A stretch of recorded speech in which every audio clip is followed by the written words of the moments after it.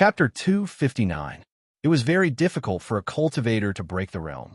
Prince Long Qing on the snow cliff and Ning Ke by the Daming Lake had to cultivate for years and wait for the right time to break the realm. But sometimes breaking the realm was very simple. For example, Ning Ke once comprehended the no-doubt state in one go and did not feel the hindrance between the three states at all. It was also very easy for the Taoism girl in the red dress to break the realm.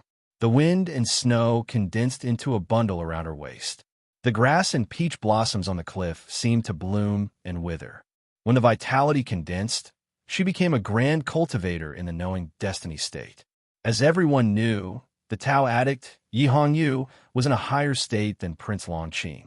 Even Long Qing had reached the threshold of the knowing destiny state, not to mention her. She had stepped on the threshold a long time ago, but for some reason, she did not step over it. So when Long Qing was about to enter the knowing destiny state, she was not jealous or afraid, because she could enter the knowing destiny state at any time if she wanted to. A strong wave of the aura of heaven and earth erupted in the depths of the Verdant Valley. It was mixed with a frightening talisman intent. Yi Hongyu floated above the snow cliff with her eyes closed. Her red dress fluttered in the air around her. Her beautiful face was full of serenity, as if she did not notice the movement in the distance. However, the snow and wind around her suddenly became wild, making the red dress flutter. Almost at the same time that the strong aura in the depths of the valley soared, a bright red ribbon floating in front of her shattered into a sky full of butterflies with a hiss. That unstoppable, faintly discernible arrow trace passed through these blood butterflies, brushed past her shoulder, and flew diagonally into the distant sky. Then, it disappeared without a trace. The arrow that was shot from the depths of the Verdant Valley was unable to penetrate her body, but it still injured her shoulder. Bright red blood flowed down from her white and tender shoulder. When the blood butterflies that filled the sky fell on the snowy cliff, the beads of blood had already flowed to her left hand, dripping down her fingertips. Before the blood could drip onto the snow cliff, it was caught by a white hand. Yi Hongyu opened her eyes. There was no emotion in her eyes. She looked into the depths of the Verdant Valley and suddenly jumped off the snow cliff. Stepping on the protrusions of the cliff, she flew into the dense, broad-leaved forest with the help of the wind. Once she entered the green forest, the thin branches danced with her clothes and the tender leaves gently brushed against her face. Her body seemed to have merged with the surrounding forest leaves and air, becoming a part of nature. If one did not look with the naked eye, they would not be able to detect her presence at all. Just like that, she drifted indifferently into the depths of the valley along with the forest wind. Ning Ke's judgment was very fast. He immediately guessed that the powerhouse on the snow cliff was the Tao addict. He had already destroyed Prince Long Qing. Was he going to destroy the other hope of the West Hill Divine Palace? No matter how strong-willed a person was, they would be put in a difficult position when faced with such an unexpected situation. However, his reaction was faster than his judgment. Without hesitation, he used the primordial 13 arrows again. His actions seemed to be faster than his thinking. Killing one was killing two was also killing. There was no need to be polite about this kind of thing, not to mention that he had already destroyed Prince Long Qing. The Tao addict suddenly broke the realm at this time. At that moment, one could smell the great hidden danger in the blowing wind in the Verdant Valley. It was a pity that the second shot of the talisman arrow did not get the same effect as the first shot. At this time, his physical and mental state were not as good as when he had just broken the realm. More importantly, he did not expect that the Tao addict could break the realm so fast. She could break the realm before him when he responded so quickly and fiercely. A clear tearing pain came from his right shoulder. The psyche power fluctuation caused by the talisman and his sense of perception made him slightly dizzy. However, Ning Ke knew how hard he was and how hard his body was. He was sure that he could shoot many more times, so he was not discouraged. He still held the iron bow with the talisman arrow between his fingers and calmly aimed at the distance with no expression on his face. The ball of light on the snow cliff suddenly disappeared and blended into heaven and earth. He could vaguely see the green forest in the distance moving against the wind. The broad leaves were messy. Occasionally, a figure in a bright red dress would fly among them. Separated by such a long distance, He could only see it with his naked eyes. He could no longer determine the other's position in his sea of consciousness. How could he aim? Ning Kei's hand, which was holding the bow steadily, began to tremble. He knew that the situation was very bad, but he only allowed himself to panic for a very short moment before he quickly made a decision. He put the iron bow on his back, picked up the quiver, and turned to run down the meadow. At the same time, he shouted, "Run!" Just a moment ago, he had been calmly and fearlessly drawing his bow, but in the next moment, he was running away like a frightened rabbit. Mo Shanshan's fingers, which had been constantly tapping and calculating, suddenly froze. Looking at the back of the fellow who had already run to the bottom of the meadow, she asked in confusion, "Didn't you say that you were going to kill people here?"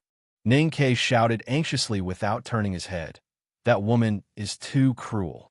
We can't kill her, we can only be killed by her. Let's retreat." Sang Sang was Ning Kei's life. Sang Sang was a poor girl who had been abandoned since she was a child and survived by soaking in corpse water. She suffered from the congenital cold disease and was ordered around by Ning Kei for many years. This indirectly proved that Ning Kei's life was very hard. He had managed to avoid the disaster of bloodshed with the promise of breaking the realm. He had distanced himself from Prince Long Qing with an arrow. He had thought that after this, he would have a beautiful life. He only needed to open the front gate of Devil's Doctrine, take the tomes of Arcane, pick up some treasures, and find a familiar aura before returning to the south with glory. He did not expect that a stronger enemy would come next. Entering the snow mountain in the wilderness, they would definitely meet some strong enemies, including the West Hill Divine Palace. Ning Kei had a meticulous idea and plan for these things. He took the calligraphy addict with him, carried the primordial 13 arrows, and carried the brocade bag. He was confident that he would be able to deal with any situation. However, he did not expect that Tao Addict would start to break the realm before Prince Long Qing could break the realm. Moreover, Shi Rue really succeeded in transforming into a terrifying grand cultivator. The waves in the front of the Yellow River were wrapping around the waves behind. Each wave was stronger than the previous one. It was so overwhelming that he could not stand it. It was like an unreasonable parent coming after he hit a child, or a gangster godfather coming after him. He bullied a tall, rich, and handsome man, but his arrogant and cold sister, who inherited the great legacy of the family, came after him. His life was really too hard. Among the cliffs, Tang Xiaodang smashed the red giant knife in her hand on the ground. The little girl raised her hand and covered her mouth tightly. Looking at the source of the aura in the distance, she thought of what her brother had said. Her eyes were filled with disbelief and extreme worry. She said bitterly, "That crazy woman actually broke the knowing destiny state like this? Then I won't be able to beat her if I meet her again. How annoying." The desolate girl suddenly noticed the movement on the opposite cliff. Looking at the lonely figure in the Taoist robe, she said in surprise, "Why did he just leave like this? His sister has become a grand cultivator. Why didn't he react? Doesn't he want to help her?" Tang looked at the Taoist walking further and further away on the opposite mountain path. He looked at the Taoist desolation and loneliness that was extremely discordant with heaven and earth. He thought of the proud and conceited young Taoist from 14 years ago. His thick eyebrows gradually furrowed, and he said, "A person who has passed the hermetic death will naturally not care about things like family." The Taoist who walked down the cliff was more powerful than before. Tang did not care. Although he did not know how the Taoist had broken through the life-death latch, he knew that people who had entered that state would often be much more indifferent to the things around them. Their Taoist heart would continue to be proud in a new way. Naturally, they would not break their promise easily. He looked at the verdant valley in the distance. After a moment of silence, he said, "The Tao Addict is really amazing. I don't know how she could resist the temptation of breaking through the realm at such a young age. She even forcibly sealed her state in the see-through state for such a long time. Is it so important for her to catch up with my brother's lonely figure?" Tang Xiaodang did not understand and asked in surprise, "Forcibly sealed her state? Why did she do that?" Sometimes cultivation is like climbing a mountain. Sometimes it is like using a ladle to fill a lake. Sometimes it is like using a stone to fill the sea. It is all about perseverance and willpower. But the last step the last ladle, and the last stone represent the lucky chance. Tang said, different lucky chances lead to different gains. The Tao addict has already reached the end. She is only one step away from the peak, one ladle away from the lake, and one stone away from the sea. But she has never completed the last step. She resisted the temptation of becoming a grand cultivator of knowing destiny with great perseverance and forced herself to stay in the see-through state. She meditated and cultivated thousands of Taoist skills just to wait for the last lucky chance. Tang Xiaodang asked, today she suddenly broke through the knowing destiny state. Is it because the lucky chance has come? As the saying goes, Taoism follows nature. The most wonderful thing about Haotian Taoism's lucky chance is to let nature take its course. Today, Longqing was destroyed on the snow cliff, so the Tao addict was naturally angry. If she wants to kill Ning Ke and the calligraphy addict, she needs to break through the knowing destiny state. This kind of need is nature, so she naturally broke through the knowing destiny state. Tang Xiaodang turned his head and looked at his young sister with pity. He said, I did not expect Ye's sister to be such a woman. Her perseverance in cultivation and pursuit of power are almost crazy. No wonder she is called the Tao addict. Tang, if you can't grow up quickly, you will never be her opponent. Tang Xiaodang was considered inferior to the Tao addict, Yi Hongyu, but she was not ashamed or annoyed. She stuck out her tongue cutely and said proudly, if I go to Chong and City and ask the headmaster of the academy to be my teacher, I don't believe I can't beat her. After a moment of silence, Tang Xiaodang nodded and said, you are right. Tang Xiaodang suddenly thought of something. She looked into the distance and said with a frown, brother, if I want to ask the headmaster of the academy to be my teacher, Ning Ke will be my senior brother. Should we go and save him now? Tang stood up and said, although the Tao addict is good, don't forget that Ning Ke is the world wayfarer of the academy and the core disciple of the headmaster of the academy. How can he die so easily?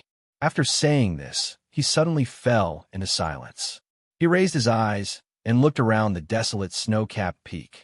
The cold wind on the cliff peak kept blowing against his iron-like chest. He didn't see anything, but he seemed to see what he wanted to see. Tang Xiaodang asked curiously beside him, brother, is the Tomes of Arcane in the front gate? Tang shook his head slowly and said, the headmaster did not tell me. Tang Xiaodang said with emotion, I don't know when the headmaster will reappear in the world. 23-year cicada cultivation. Do we really have to wait for 23 years? After a moment of silence, Tang said, 23 years is coming. At this moment, intermittent singing came from the natural mountain path between the opposite cliffs. The lonely wayfarer of the Jisho Abbey walked in the lonely world and sang a Taoist song that was difficult to understand. Flowers bloom on the Iron Arrow Cliff, sprouts on the fat fish table. The sea is full of stones. I sleep in the stable. You are on the other side. The leader is sick. I took her to the hospital at night and did a checkup. It's not a big problem. She just has a fever, and the doctor did not give her an infusion. She should take the medicine first.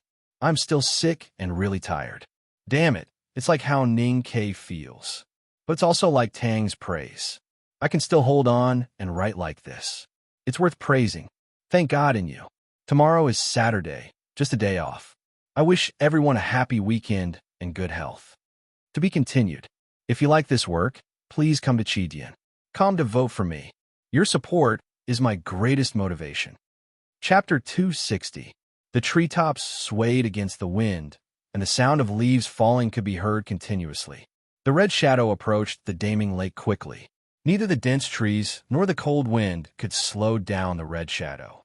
Ning Ke and Mo Shanshan rushed down the meadow and ran quickly to the other side of the lake. Although they were fast, they were still too slow compared with the speed of a grand cultivator who had entered the knowing destiny state. They had just run to the north bank of the Daming Lake when a figure of Tao addict, Yi Hongyu, had floated out of the forest and landed on the wetland of the south bank.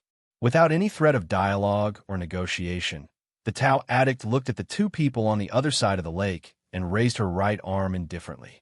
Her index finger pointed in the air, and a very faint aura of Taoism slowly spurted out from her slender finger. The chi of heaven and earth above the slightly rippling lake suddenly fluctuated, and there seemed to be an invisible giant sword in the air, which suddenly cut down the bright lake and the mountains. After a loud noise, the green and clear lake water violently rolled, rolling the white waves and foam in fear to both sides, forming a deep gully about a few feet long, which seemed to directly see the bottom of the lake. This deep gully, which seemed to be cut by the invisible giant sword, started from the slender fingertips of the Tao addict toward the wetland of the south bank of the Daming Lake, toward the water grass and fish in the lake, and toward the lake water which had no specific shape, and directly stabbed Ning Ke and Mo Shanshan on the north bank of the lake in a straight line. Ning Ke felt the horrible aura coming from the distance behind him. He knew that even if he really turned into a rabbit at this time, there was no way to find a suitable shelter before the attack.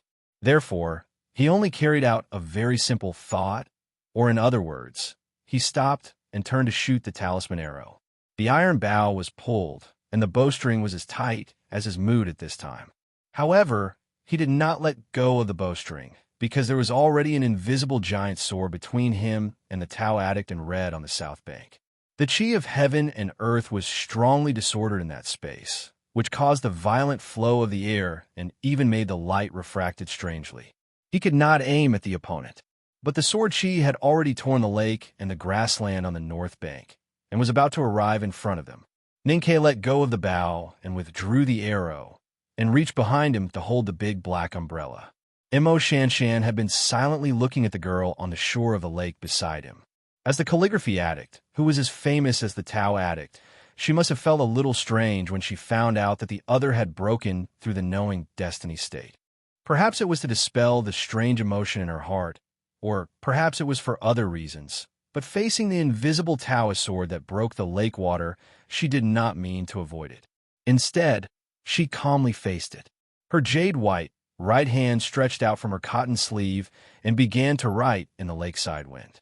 Two extremely unhealthy blushes appeared on her face. Her slender fingers that were writing in the slightly cold wind by the lake trembled slightly. As she drew a few lines with her fingertips, a powerful invisible talisman power was generated with the wind. She knew that her original state was not as good as the Tao addict. Now that the Tao addict had entered the knowing destiny state, she did not hesitate to use her most powerful means, the half-divine talisman. The lines in the wind trembled and shrank, and then instantly broke into countless pieces. The talisman power on her fingertips suddenly collapsed, and the surrounding space was compressed rapidly. In an instant, it became a transparent air mass. The transparent air mass, condensed by the half-divine talisman of the calligraphy addict and the invisible Taoist sword from the fingertips of the Tao addict, met on the north bank of the Daming Lake. Suddenly, there were countless extremely thin turbulence in the air, just like catkins. The next moment, these catkins all burst open, and the compressed, entangled Taoist power and talisman power contained in them violently erupted in all directions. The surface of the clear lake shook violently, as if it was about to jump in the air. With a deafening bang, the water of the Wanqing Lake jumped and rushed up violently. The water splashed in the green valley, and the gradually condensed winter ice at the center of the lake was blown into pieces. Ning Ke's reaction was extremely fast. At the moment when the lake water collapsed, his right hand left the handle of the black umbrella and raised the iron bow again. He shot an arrow to the other side of the lake at the fastest speed. The sky was full of splashes, thin ice, and turbulence of the chi of heaven and earth, but Yi Hongyu seemed to be able to see everything on the other side of the lake. When he just raised the iron bow in his hand, she waved her hand. The thin ice that had just collapsed in the air seemed to have received an order and instantly densely filled the space between the two of them. In front of the iron arrow with talisman power, the ice seemed to be more fragile than thin paper. In the cracking sound, the powerful and terrifying primordial 13 arrows ignored the space and pierced all the ice before the arrowhead like lightning, and appeared in front of the Tao addict. Yi Hongyu calmly looked at the man on the north bank of the lake and did not dodge at all. The talisman arrow brushed past her previously injured shoulder. The distance was very close, and even the talisman power on the arrow made the broken pieces of her red dress fly up, but could not hurt her. With a swoosh, it shot into the dense forest, and there was a continuous roar. No one knew how many green trees were shot down by this arrow.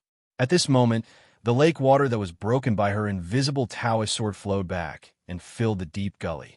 The scattered thin ice drifted aimlessly on the surface of the lake, looking like wild duckweeds without owners. Yi Hongyu lightly flew up with the wind and gracefully landed on a thin piece of ice in the middle of the lake. At this time, she was already a grand cultivator in the knowing destiny state, but she still did not have the confidence to avoid Ning Kei's primordial 13 arrows at the distance of a lake. Therefore, she did not dodge at all, but chose to interfere with the trajectory of the primordial 13 arrows. The speed of the primordial 13 arrows was indeed very terrifying. It was impossible for a thin piece of ice to change its trajectory, but there would always be some kind of interference. What about dozens of thin pieces of ice and hundreds of thin pieces of ice? The Taoist bun of her black hair did not move in the wind, and the hair made her look delicate and bright. She stood on the thin ice on the lake and calmly looked at the other side of the lake. There was a very faint smile in her eyes, but there was not the slightest emotion in it. Mo Shanshan, who was slightly pale, looked at the girl on the thin ice on the lake without saying a word. Her right hand hanging outside her sleeve trembled slightly, and there was a slight sweetness in her throat. She thought with some confusion and unwillingness, is the knowing destiny state really so powerful? Ning Kei silently looked at the girl and read on the thin ice on the lake. He clenched his fists tightly, not to vent his unwillingness, but to relieve the tearing pain in his shoulder and to quickly stop the trembling of his right hand that was controlling the arrow. This was the first time that he saw the legendary Tao addict, and the first time that he felt the power of the legendary Tao addict. Her power was not only in the power of the state, but also in the unbelievably precise control of the Taoist law. It seemed simple to change the trajectory of the primordial 13 arrows with hundreds of thin pieces of ice, but it was actually very difficult to do it. The angle of the contact between the thin ice and the arrow cluster in the air had to be extremely precise in order to achieve the infinite superposition of different small deviations. It was fine to control a piece of thin ice, but she controlled hundreds of thin ice at the same time in such a short period of time. What kind of precise control did she need? How on earth did she do it? The aftermath of the lake was still there. With the undulation of the water surface, the Tao addict, Yi Hongyu, who was standing on the thin ice, moved up and down gently. She looked at Mo Shanshan on the shore and said calmly, "The half-divine talisman is indeed a little interesting. Calligraphy addict, you have made a lot of progress and can be my opponent. If you can comprehend in the knowing destiny state and become a real divine talisman master, you may really have a chance to defeat me. Unfortunately, you still need many years to reach that step." Mo Shanshan slightly lowered her head and did not say anything. Yi Hongyu looked at Ning Kei and said with slight mockery, "You're Ning Kei? I know that you're the weakest world wayfarer in history, but I really did not expect that you would be so weak. You are a disgrace to the academy." If others laughed at Sang Sang, Ning Kei might be very angry and immediately jump up to greet the other party's ancestors. But if he was laughed at or ridiculed, he would not feel anything as long as he was not beaten to death. Holding the iron bow, he looked at the girl on the thin ice in the middle of the lake and said with a smile, "Don't say that. I also made you bleed." He did not raise the iron bow to aim at her, because the previous battle had at least proved that the primordial 13 arrows were not sure to kill a grand cultivator in the knowing destiny state without a sneak attack. He never did things that he was not sure of. Now that the Tao addict seemed to want to talk, he was certainly willing to accompany her to talk. After all, according to his judgment, the Tao addict seemed to be very confident in killing him and Mo Shanshan. But since they were enemies, what he said was naturally not good. A man making a woman bleed instead of cry was often associated with the affairs of the boudoir in the tavern. Unfortunately, both the Tao addict and the calligraphy addict had lived in the Cloud Mountain all their lives and were obsessed with the cultivation of talisman books. How could they hear the wretchedness hidden in his words? So they did not respond at all, which inevitably made Ning Kei feel a little regretful. He then said, "Can I ask you something?" Yi Hongyu looked at him calmly, without any emotion in her eyes. She was like a mountain cat looking at a bamboo rat, disdainfully playing with it. She waited calmly because of the huge gap in strength. Her red lips slightly opened and she said softly, "What is it?" Ning Ke asked. "Is Prince Long Qing dead?" "No." "Very well. Since I can't kill him, then you can't kill me either." Ning Ke looked at the Tao addict on the thin ice on the lake and said, very sincerely, "I admit that I am indeed the weakest world wayfarer in history. I also admit that I am really a disgrace to the Academy and the headmaster because I can't beat you. But I think it is necessary to remind you that if you kill me, the Academy and the headmaster will feel even more disgraced. I am afraid that even the Divine Hall will not be able to protect you then." He once again used the Academy and the headmaster of the Academy as his backing. This was a very boring method, but what happened in the Palace of the Wilderness and countless stories recorded in the history books had already proved that this was the most effective method. But the next moment, he found that this method had no effect on the Tao addict. Yi Hongyu's eyes gradually brightened. She looked at him on the shore and said seriously, "Of course I know that you're the core disciple of the headmaster of the Academy. So it is more interesting to kill you like this." Her tone was very calm, and her eyes were very calm. However, Ning Ke felt a very terrible chill because he could hear a strong sense of madness and excitement hidden in this calmness.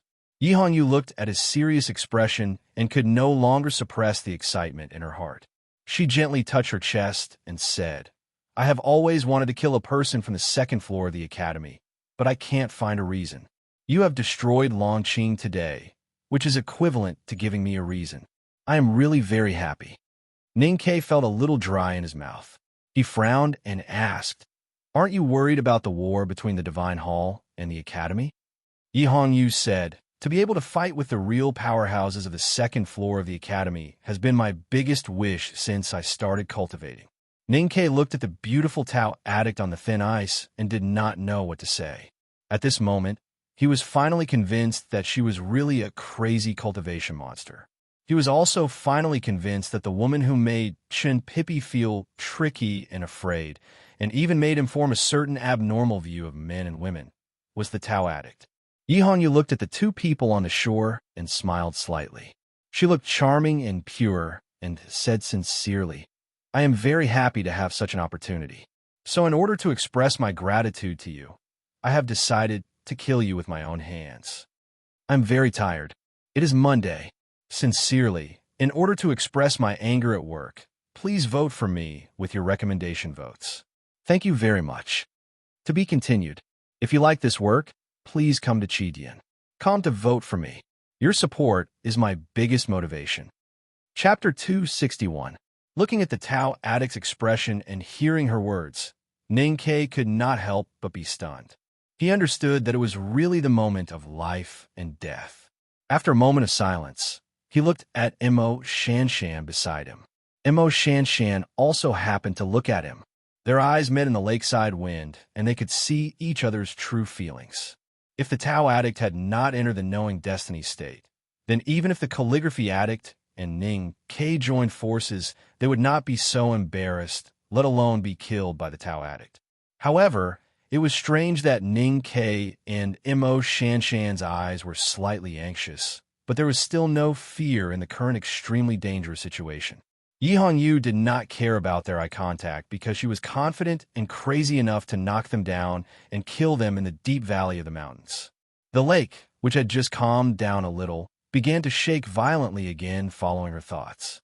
The clear lake water was sucked up by an invisible tornado and slowly rotated around her graceful figure. The tail of the tornado left the surface of the lake and formed a transparent beam of water. Then, the surface of the transparent beam of water gradually showed dense wrinkles. The faint sunlight shone on it and formed countless light flakes that looked like silver scales. The beam of water circling around her waist was like a fish. With a flick of her slender fingers, the thin fish condensed by the lake water around her waist shot out like an arrow leaving the bow.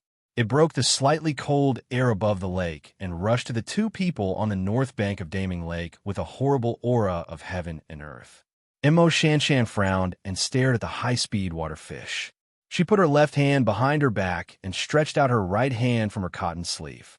She quickly drew several lines in the air with her index finger. She did not care about the rapid consumption of her psyche power and once again used the half-divine talisman without hesitation. The talisman power in the lakeside was strong. The water beam fish condensed by the Tau addict's aura had pierced the shore. Just when it was about to touch the transparent air mass condensed by the half-divine talisman, a very bright light suddenly shot out from the depths of the transparent water beam. The light was as pure and sacred as Hao Yan's divine light. It was refracted by countless scales on the surface of the water fish and suddenly shone brightly. It instantly illuminated the verdant valley and Daming Lake, as if the sun in the sky had come here. The blazing light abruptly burst out, mercilessly piercing into Mo Shanshan's clear black pupils. The girl snorted lightly, her face instantly turning pale. Her ocean of consciousness was shaken, and her control over the divine talisman was weakened. Ningke did not expect that the thin, fish-like water beam could have such a strange Taoist law effect. He only felt a light and then a sharp pain. He could not help but groan and almost fell to the ground. Sharp whistling sounds rang out one after another. Taking advantage of the weakness of the divine talisman, the fish-shaped beam of water, which seemed both real and illusory at the same time, kept moving forward with terrifying power. It seemed that it was about to tear the transparent mass of air apart. Concentrating her psyche into the water and using light to weaken the enemy was a very simple method, but it was extremely effective. It had to be said that the Tao addict, Yi Hongyu, had a perfect grasp of Taoism and meticulous calculation in battle. The Haoyans and Hao Ningmo's eyes were dazed by the Haoyan, and was so K that they could not see. Fu was hit by the Quebec and was about it. However, at this moment, a powerful talisman suddenly appeared on the shore of Daming Lake. The talisman was calm and peaceful, but it was especially powerful because of its purity. The transparent water beam that came to the lakeside instantly froze. No matter how it struggled, no matter how the complicated scales on the surface of the water beam shed off and regrew, no matter how the blazing light refracted from the depths of the water beam became even more intense, it could no longer move forward. It was as if a giant hand between heaven and earth had coldly strangled the fish. The wind on the north bank of Daming Lake suddenly stopped, and the wisps of wind instantly disappeared. The air was suppressed by the powerful talisman and dared not to have any intention of flowing. Even the debris that was falling in the wind also stopped in the air. The stillness was not absolute stillness, but a kind of stillness that one could not break free from. Half a mu of the lake was trapped in this stillness. The restless lake water struggled to flow, but it could not flow out. The thin ice on the surface of the lake struggled to break, but it did not spread in all directions. Instead, it compressed inwardly, becoming smaller and smaller. A green leaf floated to the lake from the shore and was instantly torn into pieces by the talisman. However, it was tightly tied into a bundle and did not spread. It just became a mass of green furs, which looked extremely magical. There seemed to be countless ropes between the sky and the earth by the lake. They were so wonderful that they tied up everything and restricted their movements. Because the talisman was called the Binding Fu, the brocade pouch that Ning Ke held tightly in his left hand had been broken. There was nothing in the slightly charred mouth of the pouch. The divine talisman had been activated according to his mind and began to bind everything that could be encountered on the lake. Standing on the thin ice on the lake, the Tao addict's fluffy bright red Taoist dress was compressed by the binding Fu and clung to her body. The thin and soft dress tightly wrapped around her graceful body, which looked extraordinarily beautiful and tempting. The red laces that usually fluttered in the wind had long since fallen to the ground, dispiritedly wrapping around her legs. The bright red laces intertwined with her fair and naked legs, revealing a somewhat sinister sense of beauty. Unfortunately, the water condensed by the talisman was still shining brightly. Ningke could not open his eyes for the time being. Otherwise, if he saw the tight dress of the Tao addict at this time, his eyes and mind would definitely feel very comfortable. Yi Hongyu knew what she looked like at this time. Of course, she would not think that the picture of the clothes clinging to her body and revealing her curves was beautiful and tempting. She only felt very embarrassed and angry. In addition to anger and embarrassment, she was more vigilant at this time, because at this time she was facing a powerful, complete divine talisman. Although it was far less powerful than that of a divine talisman master, she could not ignore it. This horrible binding Fu could not bind her psyche power consciousness, but had bound her body. At this critical moment, It was Mo Shanshan who took action again. Her 5 fingers on her right hand bloomed like an orchid and instantly dispelled half of the divine talisman that was fighting with the Tao Addict's virtual fish. Then her left index finger suddenly stabbed out like a sword. A strong sense of dryness appeared on the lakeside. There was no flame in the air, but there was already a higher temperature than the flame. Half an acre of the lake near the north bank suddenly boiled, and the water mist rose. After the virtual fish shone, Ninkei had been closing his eyes, but the psyche power and his sense of perception had been acutely perceiving the surroundings. Except for the Tao Addict, who could not locate the position of the Tao Addict, who was integrated with the heaven and earth, he could clearly perceive the aura fluctuations of the rest of the heaven and earth. When the impatience just appeared, he knew that Mo Shanshan was going to use the sky-burning talisman. Therefore, when a mist on the surface of the lake was rising and the light was overflowing, he opened his eyes immediately. He drew his bow as fast as he could and shot an arrow at the Tao Addict, who was looming in the mist on the other side of the lake. There was no sound, only a very thin black hole formed by the water mist on the lake surface and the high-speed, rotating fog beside the hole. The hollow talisman arrow made of mystic iron came to the Tao Addict. The divine talisman bound the graceful body of the Tao Addict. Logically, she had no chance to survive before the talisman arrow. However, to Ning Kei's shock, the virtual fish that was also bound by the divine talisman seemed to have sensed his thoughts before he shot the arrow. It forcibly broke its body made of water and instantly returned to the front of her. There seemed to be a faint whine in the mist on the lake surface that was shining with a strange light. Half of the virtual fish in the lake was directly torn into pieces by the powerful primordial 13 arrows, and then turned into water drops all over the sky and fell into the lake, as if there was a rainstorm. At this time, Ninkei finally knew that the Tao Addict's natal item turned out to be a fish. The Tao Addict's left shoulder was seriously injured again, and blood gushed out. However, because the majestic binding fu didn't flow into the lake, it turned into countless drops of blood and stuck to her bare white shoulder blade. If the virtual fish in the lake had not blocked the talisman arrow at the most critical moment, she would have been shot to death by the arrow. However, although she was alive now, she was also seriously injured. Her left arm was almost broken, and more importantly, her natal item was severely damaged and might never be able to repair. The girl's beautiful face was extremely pale. She stared coldly at the lakeside on the other side of the mist and suddenly said with a little madness, "Uncle Yensei's divine talisman is really powerful, but it's a pity that you are not Uncle Yensei." Ninkei ignored what she said. He took out the 4th primordial 13 arrow and put it on the tight bowstring. His fingers that controlled the bowstring trembled slightly, and blood was dripping from the corner of his mouth. The continuous shooting of talisman arrows shocked his sense of perception too much and also caused great harm to his body. But he only had one thought at this time. That was to take advantage of the opportunity of the binding fu to shoot her to death at all costs, even if he had to shoot all the 13 talisman arrows in the arrow box. But the Tao Addict would never give him any chance to shoot again. A shrill, angry, and cold shout sounded on the Daming Lake. The Tao Addict couldn't break the binding fu for the time being, but she didn't need to, because she was really angry at this time. Just as Ninkei wanted to kill her at all costs, she also wanted to kill Ninkei at all costs. The price mentioned in it even included her natal item that had been broken into 2 pieces and was seriously damaged. The virtual fish in the lake, which had forcibly broken free from the binding fu to save its owner, had been torn into 2 pieces at this time. One half of it was shot by the primordial 13 arrows, and the other half was still bouncing on the lake.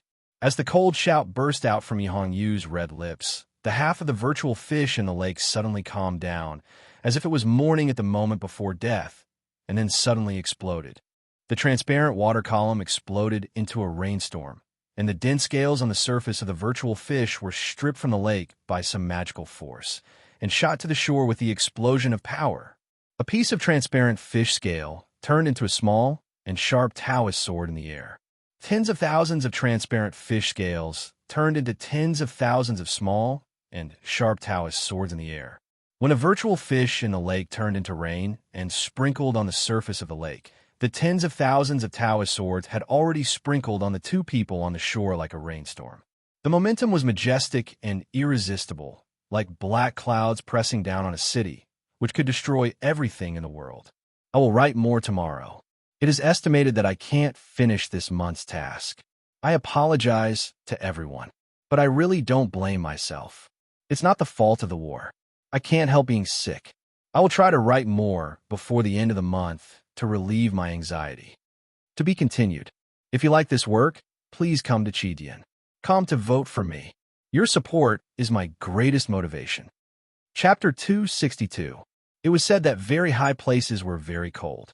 Yi Hongyu, the Tao addict, had a very high state. The tens of thousands of Taoist swords that she sprinkled on the lakeside like a rainstorm were also very cold. The swords condensed from the lake water were covered with a light frost and had already become ice. Tens of thousands of ice and frost swords covered the sky above the valley. A dark mass of swords arrived at the lakeside. At this moment, an umbrella flower bloomed in front of the thousands of swords. The flower was as black as the night sky, causing the thousands of swords to pale in comparison.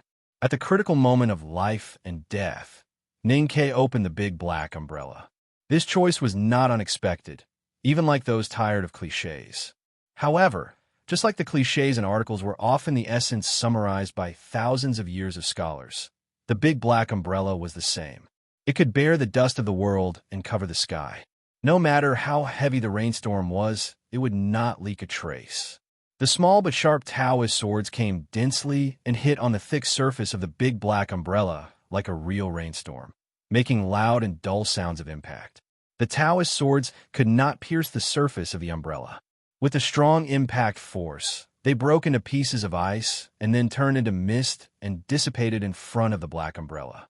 While holding the umbrella, Ning Ke pulled Emo Shanshan behind him. The big black umbrella was very big. The two of them half squatted under the umbrella. There seemed to be a semicircular dark night above their heads, leaving no gap.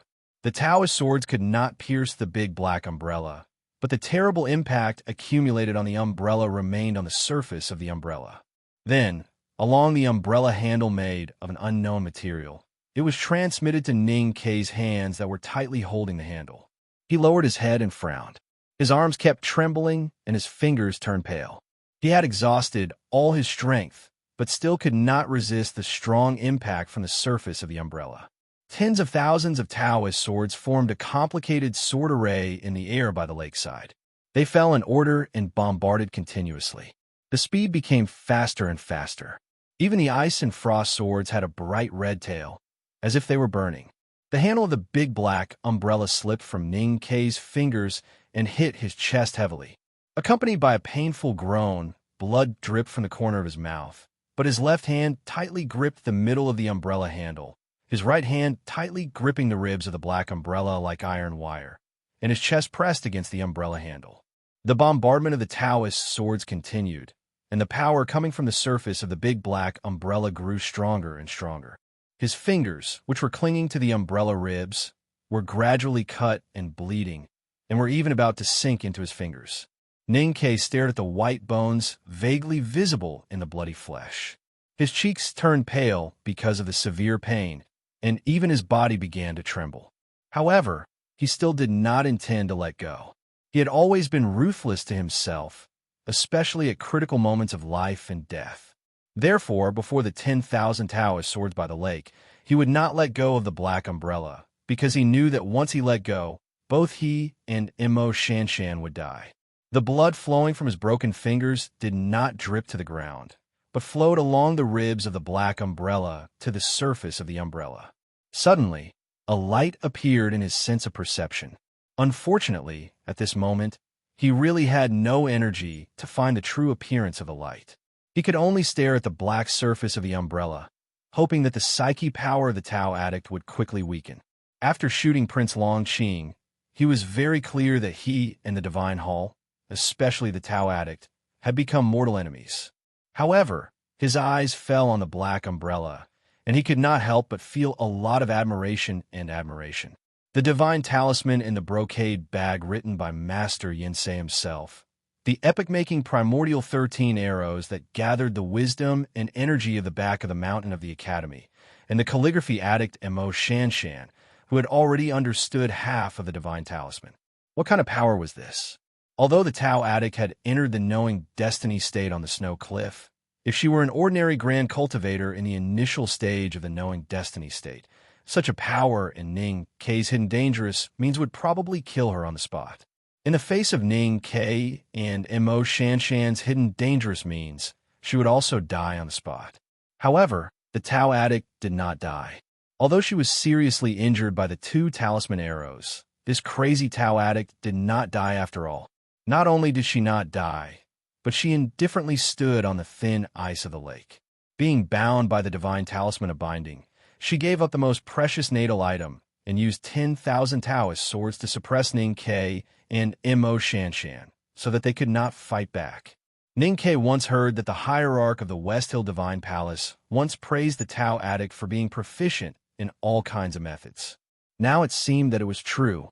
The Tao addict was not only in a high state, but also in her perseverance, determination, vision, and endless means in the battle. He could not help but think, even so, I can't kill you. It seems that I have to find a way to kill you. Although it was not launched by the talisman master himself, so the talisman of binding on the Daming Lake lost some of its magic. It was a divine talisman written by Master Yin Sei after all. Its talisman power lasted for a long time and was very strong.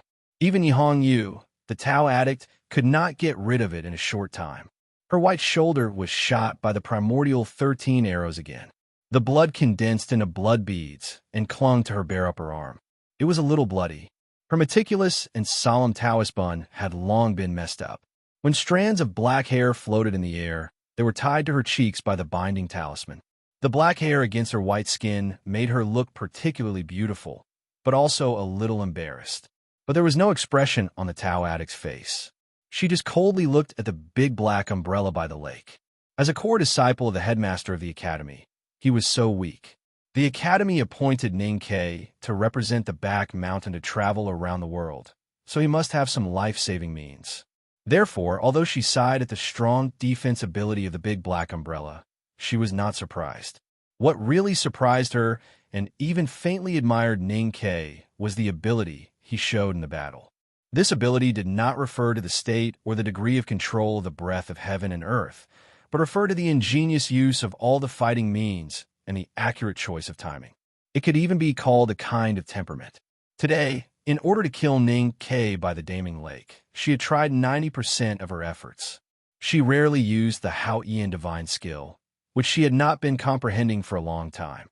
Finally, she used the Taoism law of the Wanjian sect, which shocked the world by the hierarch of the Haotian Taoism sect. However, she still could not kill him. Instead, she was seriously injured by him. The miserable wound on her shoulder, the slightly warm blood in her palm, and the blood beads on her upper arm all made Yihong Yu feel angry, humiliated, and even crazy. But her eyes began to burn like the swords formed by the frozen water scales, revealing a fanatical coldness.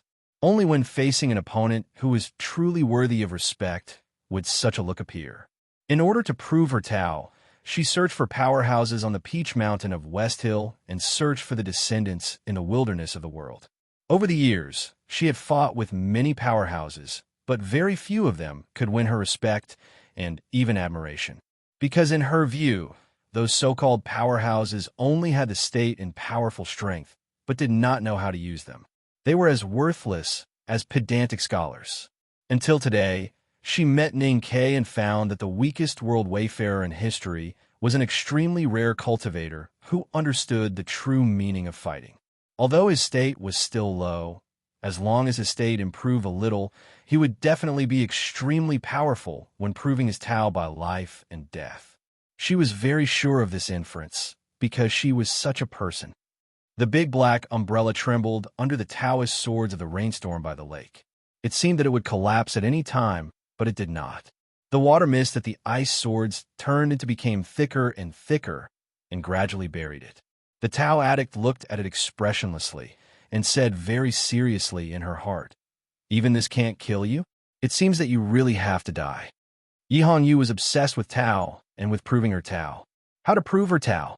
Only life and death, so she fanatically pursued fighting. Ning-Ke was obsessed with life and death. Why did he want to die? He could only avoid death. So he fought desperately. Although the reasons were different, the apparent temperament formed was somewhat similar. If they could know each other's childhood, they would probably know that they were the same kind of people. Because they had the same temperament and philosophy, they admired each other and had a deeper desire to kill each other. Because it was not easy to kill, they respected each other and had to kill each other. The Taoist swords attacked the Black Umbrella, and the Black Umbrella resisted the Taoist swords. Standing on the lake, the Tao addict could not move her body, and the wound on her shoulder was still bleeding. She did not know when her psyche power would be exhausted. Hiding under the umbrella, Ning-Ke could not move his body, and the wound between his fingers kept bleeding. He did not know when he could not hold the umbrella tightly. As time passed, Yi Hongyu's face was pale, but there was no sign that her psyche power was exhausted.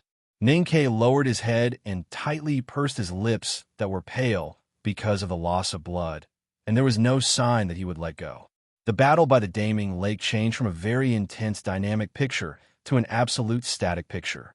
Except for the sword and the umbrella, the hidden danger was getting more and more intense.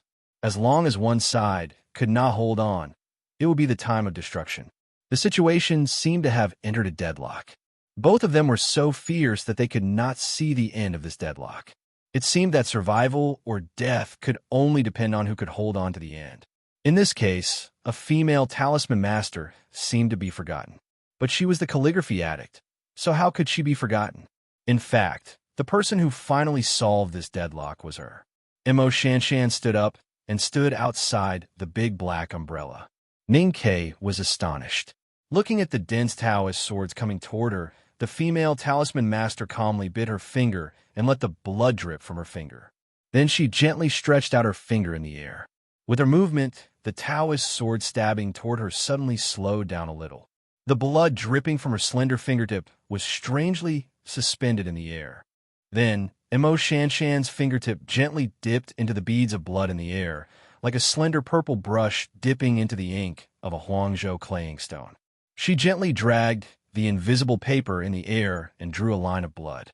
It was still the half-divine talisman, but this time the talisman line was not invisible, but followed the blood line and was extremely clear. The talisman intent gradually emerging by the lake was not stronger than before, but it was more vivid, as if it was alive.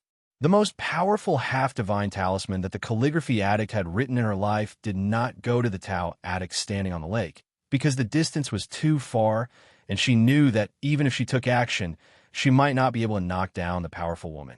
Her half-divine talisman was thrown to the Daming Lake. It was like a dry brush that had just finished writing a dripping ink scroll, throwing it into the clear water in the urn, trying to wash itself. In the clear water of the Daming Lake, there were suddenly countless extremely thin bloodlines, like cinnabar. With his stroke as the guide, a distant and ancient aura was born from the bottom of the lake, making people feel shocked and worship. The Daming Lake came to life. The lake water was steaming and rolling, and the mist covered the valley. The Daming Lake disappeared without a trace. The lake water lost the sound of waves, and the mist covered everything. That ancient and distant aura gathered in the thick mist and suddenly surged.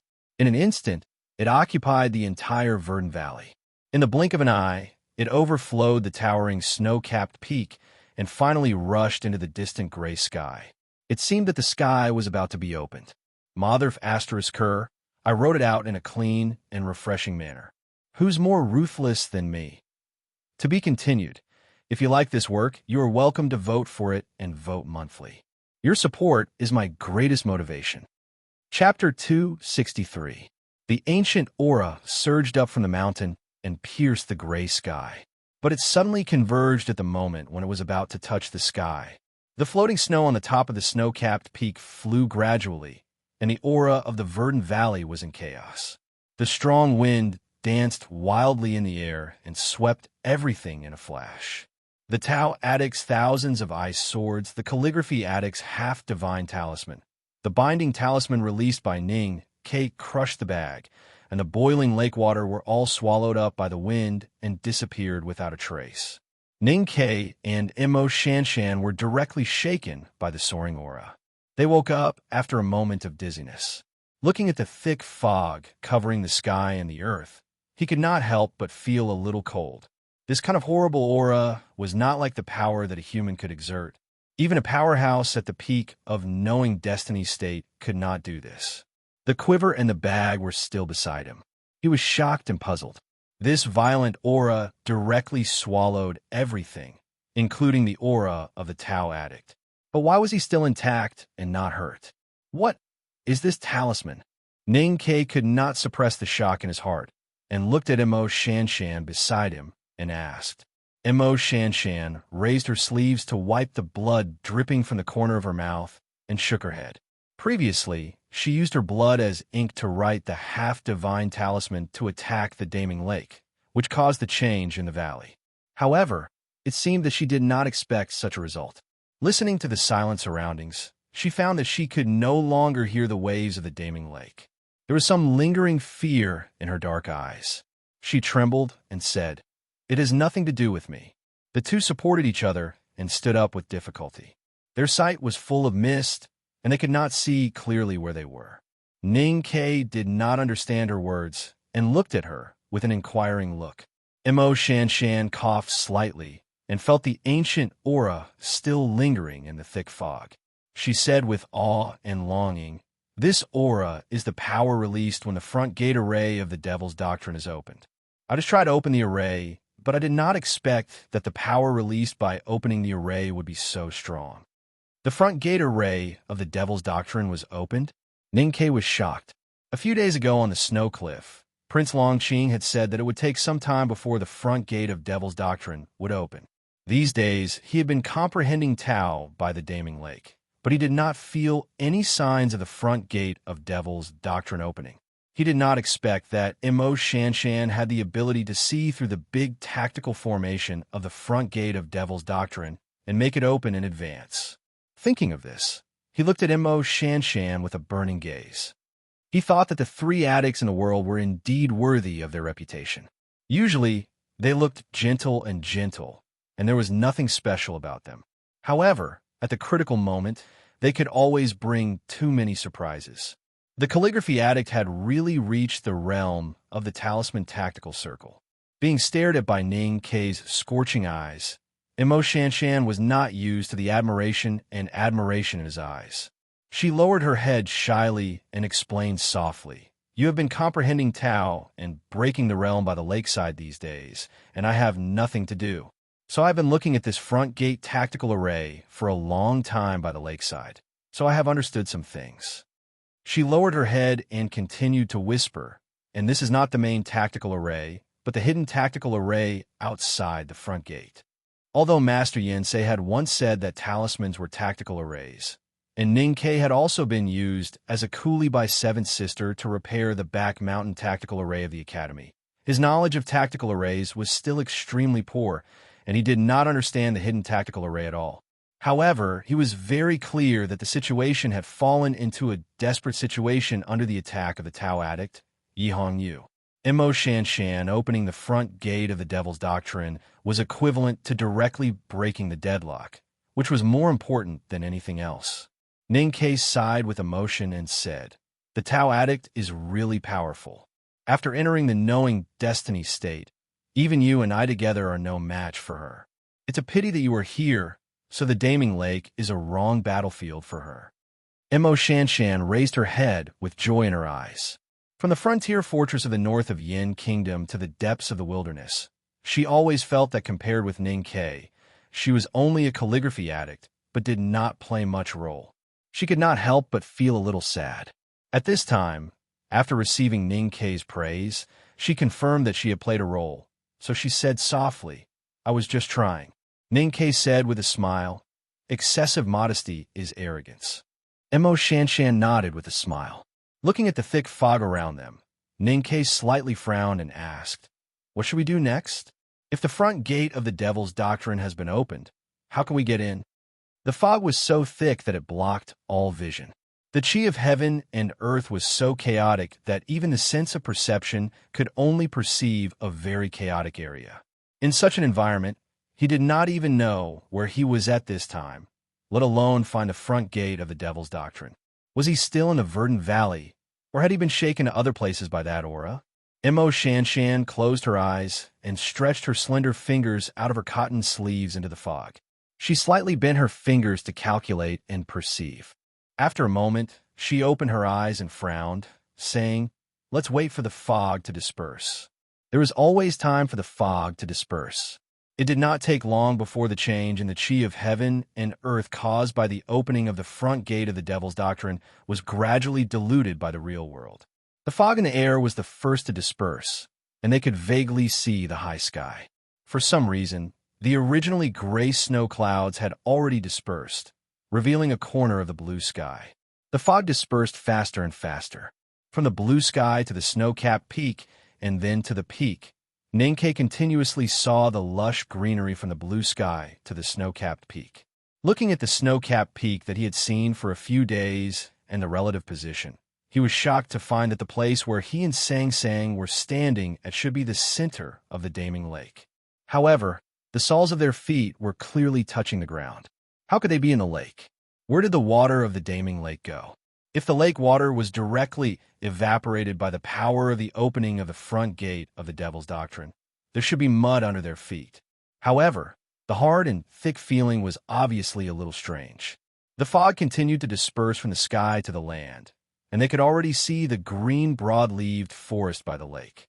Looking at the height of the forest, Ninkei was more and more sure that they were at the bottom of the lake with a lower terrain, and he became more and more confused.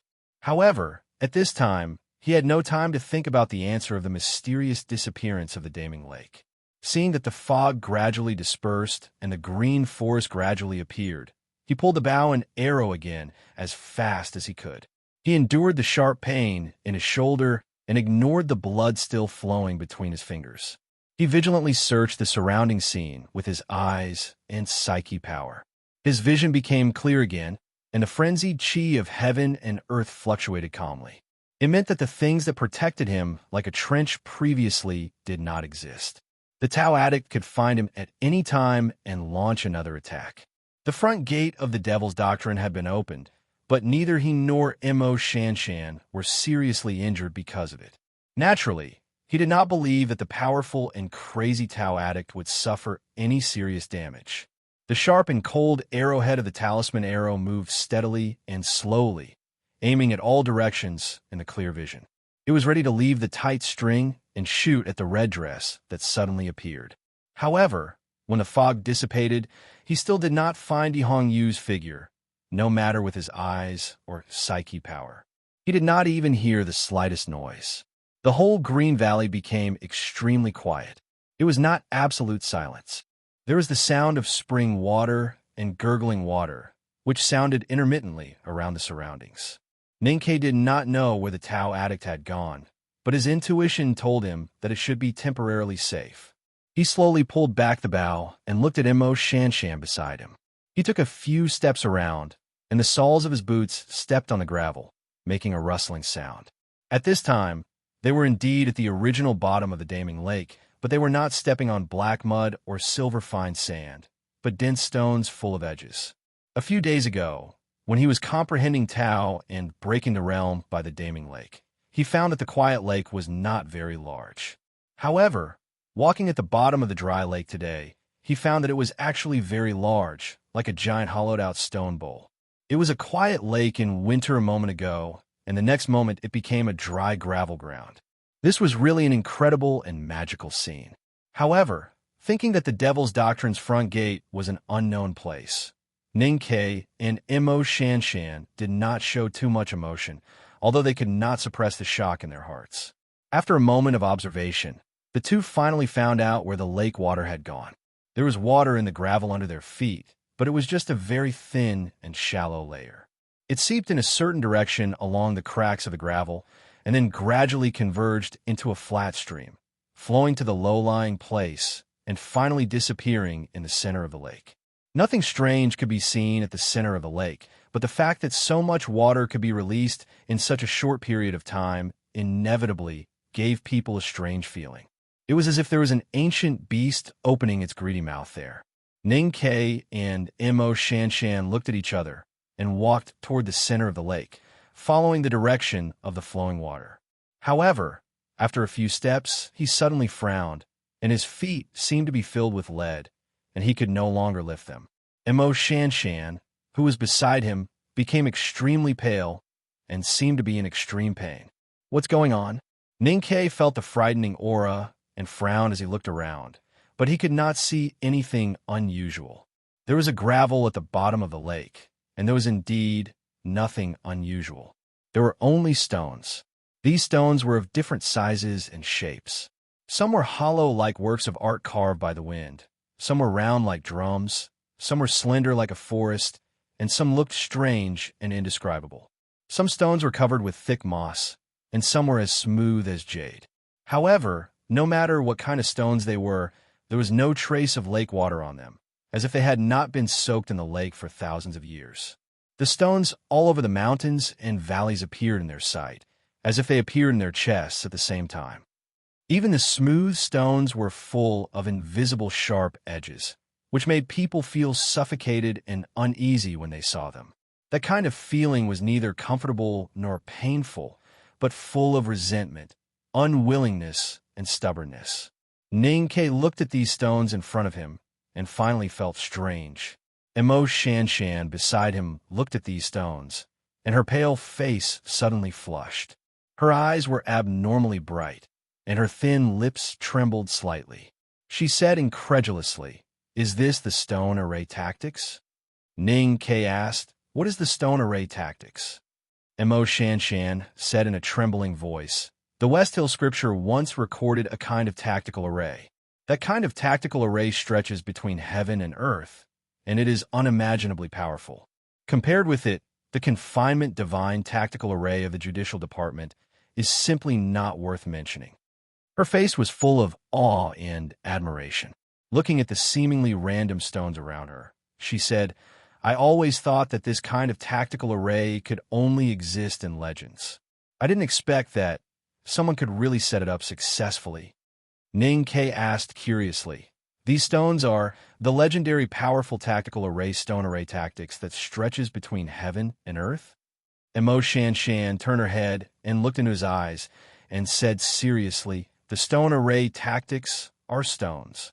Due to the limitation of my body, I can't be too full in the recent updates.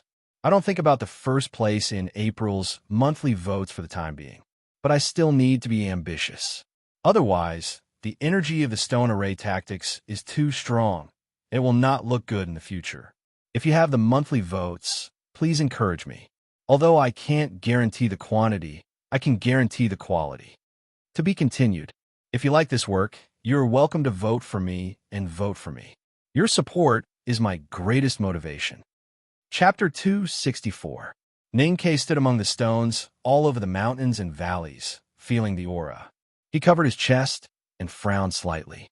He did not speak for a long time. At this time, his chest seemed to be stuffed with dozens of hard pebbles, which were about to reach his throat. It was so suffocating and uncomfortable that he could not speak. Previously, he did not understand Mo Shanshan's words that the stone array tactics was a stone.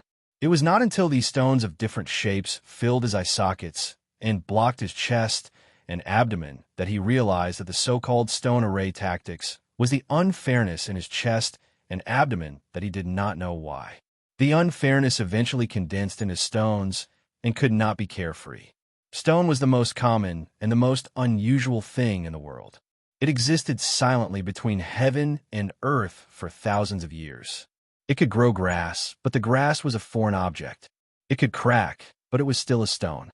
Even if it was weathered into gravel, it was still a descendant of stone. Its body was so strong and pure as if it would never change. Ning Ke looked at the thousands of stones between heaven and earth and could not help but think of some words that his master, Master Yensei, once said, "Pavilions and terraces will always be blown away by wind and rain, but the stone foundation will not be destroyed for thousands of years. It seems to be dirty, but it is extremely clean." Everything in the world had its own aura, which was the primordial qi. Jade and gold were inconvenient to be exposed. Only the stone was the most silent and low-key. Its aura was strong but deep inside, and it was never willing to release it wantonly. Therefore, for cultivators, the stone was the most difficult existence to perceive, and it was even more difficult to control. Thinking that these stones had existed quietly for countless years at the bottom of the lake, in the sea, in the mountains, under the ridges, and kept their own aura, but did not want to be known by heaven and earth, Ninkei suddenly understood something. The cultivation method of Devil's Doctrine absorbed the aura of nature into the body, which was equivalent to creating one's own world in the body. In the doctrine of Hao Yin, this was a great blasphemy and disrespect, so it was called the devil by the world. How similar were the stones in the Great Blockage Formation to those who cultivated the cultivation method of Devil's Doctrine? Wasn't this unbearable stubbornness between heaven and earth the silent resistance to Hao Yin? When the talisman tactical was cultivated to a high level, it would converge into the same river. Mo Shanshan was addicted to talisman Taoism and tactical matrix. She felt the magic of this great blockage formation and found that she seemed to become a little naughty stone at the bottom of the water for thousands of years. The aura of the great blockage formation made her pale face show a sense of exhaustion, but she didn't care about the pain in her body at all. She looked around at the scattered stones and concentrated on the secrets hidden among them. Ninkei looked at her tightly knitted eyebrows and shook his head, saying, "These stones imply a certain attitude. I think the person who had the ability and courage to set up this great blockage formation could only be the great divine priest of light who went to the wilderness to preach, but eventually betrayed Hao Yin and founded the Devil's Doctrine." Mo Shanshan raised her head, and her beautiful, slightly round cheeks were full of surprise and puzzlement. After a while, she understood that since this was the front gate of Devil's Doctrine, the superior who set up the Great Blockage Formation was certainly related to Devil's Doctrine. She believed in Ning Kei's inference. Although she was a little regretful that such a beautiful and magical big formation was created by the people of Devil's Doctrine, she didn't think too much about it. Her mind quickly immersed itself in the stones in the mountains and valleys again. The bottom of the lake was dry and gravel, and there were tens of thousands of stones lying in the wilderness. This kind of scenery was not beautiful, but in the eyes of the calligraphy addict, it was beautiful beyond compare. It contained great wisdom that made her heart palpitate. How to pour the stone array tactics in the heart. Looking at the tens of thousands of stones lying between the sky and the earth, the girl looked intoxicated and murmured, "That person used thousands of hectares of lake water to cover the sharp edges of the Great Blockage Formation with the lake water. When the cover formation was broken, the lake water would be drawn away according to the power of nature, and the Great Blockage Formation would reappear in the world. This kind of situation is really wonderful." Ninkei had lived a hard life since he was a child. Although he could write well, he couldn't recite a good poem. His aesthetic was weak and boring. Facing the broken stones in the mountains, he really couldn't see anything beautiful, let alone the situation of the Great Blockage Formation. He only felt that the stones in his chest and abdomen were about to spew out from his throat. He was so uncomfortable that he was anxious to find a way to leave or go in.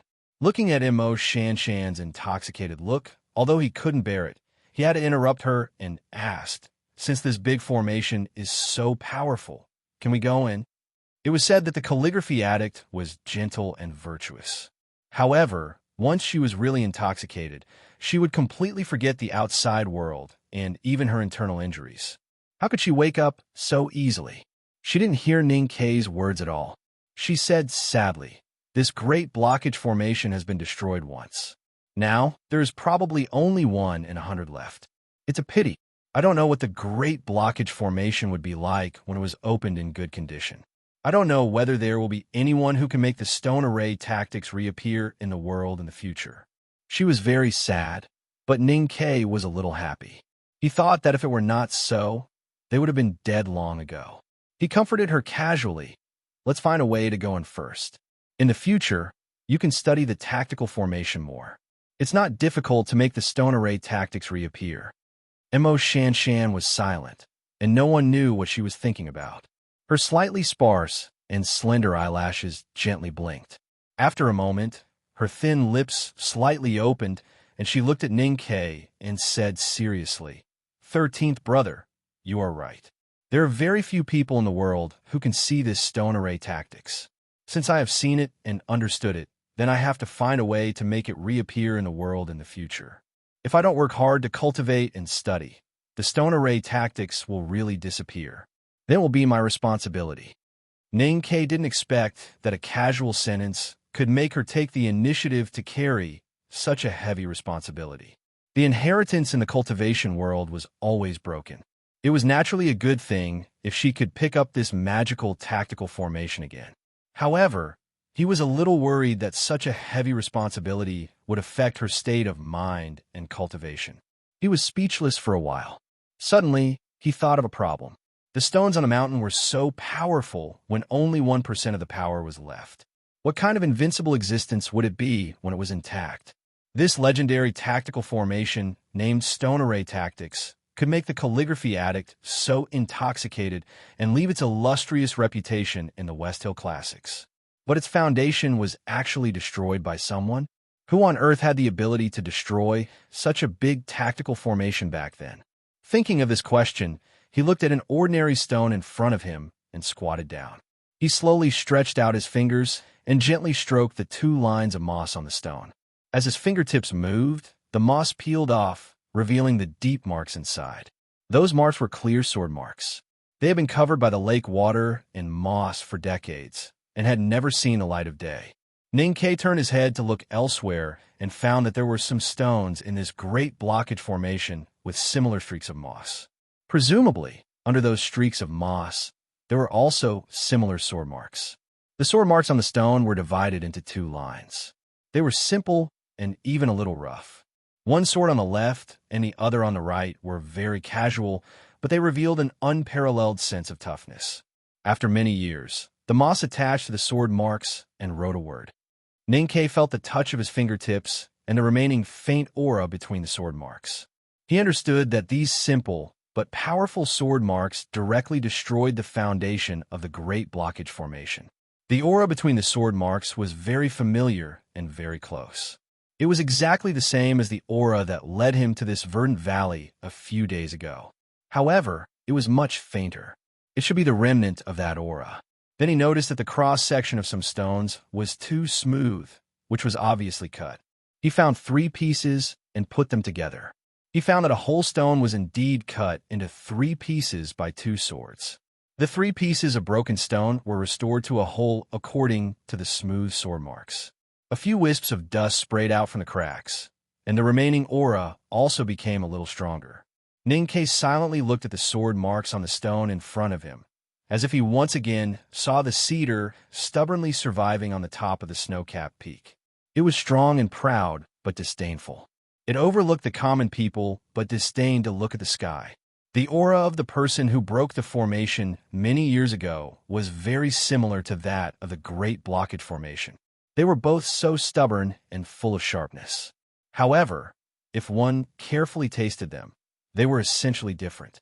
The great divine priest of light, who founded the devil's doctrine 1,000 years ago, locked his unwillingness and resentment in the stone when he set up the Great Blockage Formation.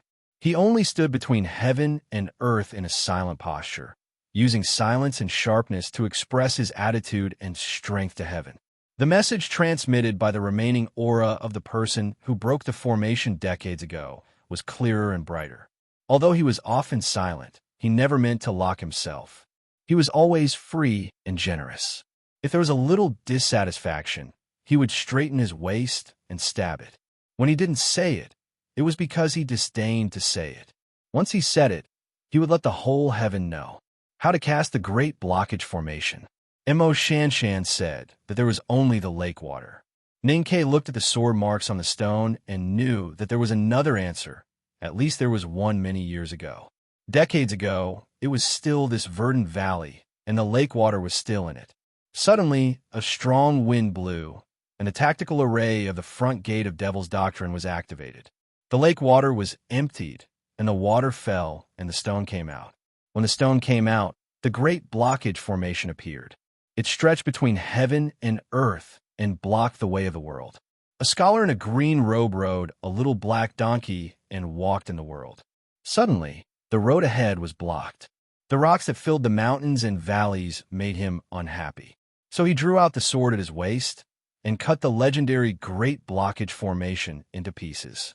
Then he rode on the little black donkey and continued to curse the heavens and the earth. His eyebrows and spirits were equally high, and he was very happy. How to cast the stone array? Just the righteous chi in his chest was enough. Decades later, Ninkei knelt before the sword mark on the stone and kowtowed 3 times respectfully. The familiar aura of the sword mark condensed into a mountain in his sense of perception. The mountain was high but not dangerous, similar to the big mountain behind the academy. It made his eyes slightly sour and his chest filled with endless emotions. Such a person was indeed worthy of second brother's worship with his life and Mistress Jian's memory with the rest of her life. Naturally, he was also worthy of his unreasonable and vicissitudes of pride from his knees to the top of his head. This chapter is so satisfying to write. There are so many characters in this story that fit my aesthetic standards. I feel so good when I write about them. Today is Monday. Please support me with your recommendation votes. Thank you. To be continued. If you like this work, please come to Chidian. Come to vote for me. Your support is my biggest motivation. Chapter 265. At this time, Imo Shanshan was still immersed in the shock brought by the Great Blockage Formation and did not notice Ning Quebec. She looked at the stones all over the mountain and valley and gradually frowned. She said, although it has been destroyed, the residual array intent is still strong. It is impossible to calculate it clearly in a short time. Do you still insist on going inside? Their goal was to enter the front gate of the Devil's Doctrine to find the Tomes of Arcane, especially now that they had confirmed where the strong and distant aura came from. Ning Kane naturally would not give up halfway. He looked at her and asked, "Can we still retreat?" Imo Shanshan looked at the stones around her in silence. After a moment of calculation, she nodded and said, "We have just entered the array. If we retreat, we may not be able to retreat anymore. I don't know what kind of dangers are hidden inside." Ninkei looked at the mottled sword marks on the stones in front of him and suddenly said, "Do you believe in fate?" Imo Shanshan was slightly stunned and did not know why he would ask such a question at this time. Ninkei looked at her and said, "Now I believe in fate more and more. I entered the wilderness and came to this valley with a calligraphy addict who is proficient in tactical arrays. I believe that fate has already made arrangements for this." Imo Shanshan understood what he meant. At this moment, Ninkei suddenly sensed something. He suddenly turned around, pulled the iron bow, and put a talisman arrow on it. He aimed at a direction far away from the stones, and the arrowhead was pointing at the red shadow. Tao addict Yi Hongyu appeared again. She stepped on the angular stones barefoot and quickly swept in this direction. Her bare legs under her red dress were tight and straight. Her left shoulder was still bleeding, and her face was a little pale. It seemed that the outbreak of the aura of heaven and earth when the Great Blockage Formation was activated had caused some damage to her, but not too serious. The red dress flew and whistled. The distance between them seemed to be far, but was actually very close. Logically speaking, they should have come into contact immediately. However, it was very strange that the Tao addict's trajectory inexplicably changed between the stones. She was moving forward in a straight line, but on the way, she turned to the right and then stopped and began to circle. Yi Hongyu stopped and stood on a stone in silence. She probably understood that it was because of the tactical array. Then she looked up at Ning Kei and Imo Shanshan and said, "You were so lucky." If the front gate of the Devil's Doctrine had not been activated, Ning Kei and Imo Shanshan might have been stabbed into 2 pools of blood by the Tao addict's Taoist swords. That was why she said that they were lucky. The Great Blockage Formation was really magical. They were standing opposite each other and could hear each other, but it was not real. Ninkei aimed the primordial 13 arrows at Yi Hongyu and confirmed that the light between the rocks was refracted in a strange way. Even the space was distorted and he could not hit her. Action and reaction always complemented each other. The primordial 13 arrows could not aim at the Tao addict, and the Tao addict naturally could not find their real location in this pile of rocks. After confirming this, Ninkei put away the iron bow and nodded to the Tao addict on the stone not far away, as if she was just a passerby. Then he left silently with Emo Shanshan and walked toward the place where the water fell. As the two walked deeper into the center of the lake, the remaining water between the soles of their boots and the gravel became thinner and thinner. However, the intent of the array stones between the rocks became stronger and stronger. The chi of heaven and earth was extremely impeded here. The invisible and intangible air seemed to have sharp edges, which made every simple breath very painful. Ninkei rubbed his cheeks that were numb because of the blockage in his chest and abdomen. He asked Emo Shanshan. She should think of going to the place where the water fell. Do you think it is possible that she is faster than us? Emo Shanshan's face was pale, and her slightly sparse eyelashes looked so weak. She said softly, I can find some paths in the Great Blockage Formation, but she can't. Only a person with a strong heart could walk to the end of his own path, and a person with a strong heart would naturally be stubborn and proud in some aspects. At this time, Emo Shanshan was calculating the tactical array, and her mind was exhausted. However, the indifferent words of she can't naturally revealed a bit of strength. Hearing this, Ninkei immediately felt relieved and continued to help her move forward. They walked cautiously and slowly in the rocks. As time went by, Emo Shanshan's mind became more and more scattered, and her body became weaker. Although she still forcibly kept her mind clear and pointed in the direction, she was almost unable to stand even if she was supported. Ninkei looked at her pale cheeks and slightly trembling long eyelashes. He shook his head and directly carried her on his back. Without waiting for her to speak, he directly said, I'm relatively sturdy, so I can hold on for a while. Emo Shanshan gently agreed and did not resist. She slowly leaned her face on his shoulder, and her black hair poured down from Ninkei's chest like a waterfall. She closed her eyes and calmly looked as if she was sleeping, only occasionally pointing in the direction. The array intent in the rocks was rugged, and the sharp air directly penetrated into the body from the air, which was extremely uncomfortable and painful. Moreover, he had to carry a person on his back at this time. Although Ninkei said he could hold on, in fact, he was almost unable to. However, he had once walked on the difficult mountain road in the back of the Academy's mountain, and he had walked on many similar painful roads. More importantly, every time he really could not hold on, he could occasionally see the clear sword marks and moss on the stones beside the road, which would instill a strong motivation and courage in his body. Decades ago, that person broke into the front gate of the Devil's Doctrine with only his sword. At that time, the Great Blockage Formation was intact, and its power was 100 times stronger than today, but that person still broke in. After decades, as that person's junior, how could he not inherit his strong will and give up halfway to make that person lose face? The Tao addict, Yi Hongyu, stood on the stone and looked at the two figures gradually disappearing in the rocks. Her clothes had been torn in many places, and the blood scabs on her shoulders were extremely horrible. Moreover, she was the only one left here at this time, which made her look a little lonely. She did not recognize that this pile of rocks was the legendary Great Blockage Formation, but she knew that these rocks contained a terrible array force. Even as strong as she was, she would feel afraid in front of these rocks. Suddenly, she shouted angrily, and the sound spread back among the rocks, hitting the higher cliff of the verdant valley and then bouncing back. The emptiness made her more lonely and speechless. The angry shout stopped abruptly. She tore off a corner of her skirt and silently tied up the wound on her shoulder. She ignored the spring breeze under her body and jumped off the stone, following the last thin layer of water, and walked to the center of the lake. The hierarch of the West Hill Divine Palace had once praised this girl for being proficient in all kinds of dharma. However, although she was obsessed with cultivation, she could never touch the world of talisman arrays. She only guessed that the front gate of the Devil's Doctrine should be at the beginning of the bottom of the water, in the center of this dry lake. However, she did not know how to get through this pile of rocks and reach the place she wanted to reach. Based on the sight on the stone and the perception of psyche power, she made her own judgment. However, after a few steps among the rocks, she found that she had lost her direction again. The various kinds of rocks scattered around her were like the peach trees at the southern foot of the Peach Mountain. They had the magical ability to distort space. If she went on like this, she might never reach the center of the lake. Perhaps she would be trapped in this pile of rocks forever, until she finally broke down and died of thirst and madness.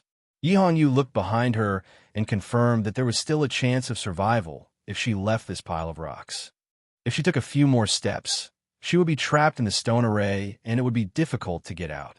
She could not help but fall into a long silence. Then she noticed the moss on the stones and the sword marks that had been hidden under the moss for decades. She vaguely remembered who left these sword marks. Her indifferent eyes suddenly became extremely bright. Her body trembled with excitement, and blood seeped out from her shoulder. In the eyes of cultivators who were qualified to know the secrets of the past, the madman who broke into the front gate with a single sword and destroyed the devil's doctrine with a wave of his sleeve was undoubtedly the most powerful man in the world. Although the madman who destroyed the devil's doctrine with a single sword became the unparalleled enemy of the West Hill Divine Palace and was finally punished by heaven, no one on the Peach Mountain, including the 3 great divine priests, was willing to mention his name. However, the Tao addict was obsessed with cultivation, fighting, and improving her strength. She wanted to be the most powerful man in the world and admired the most powerful man. Therefore, ever since she knew the story, she had secretly worshipped the most powerful man in the world. In the present world, she idolized her brother. In the past thousands of years, she idolized the madman. Today, she had suffered many setbacks and was in a humiliating situation because of this pile of rocks. At this moment, she suddenly saw the sword marks left by the man she worshipped so passionately. She was so shocked that she could not speak. She finally saw the traces of a legend, saw the historical scenes, and saw the state that she worshipped and yearned for. Suddenly, a sense of pride rose in her chest, and she breathed out the edge of the shattering array. In a breath, Yi Hongyu's expression calmed down.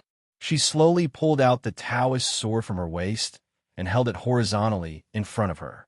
Facing the moss marks on the stone in front of her, she said decisively, "Mr. Ke's sword style is before me. How dare I disappoint you?"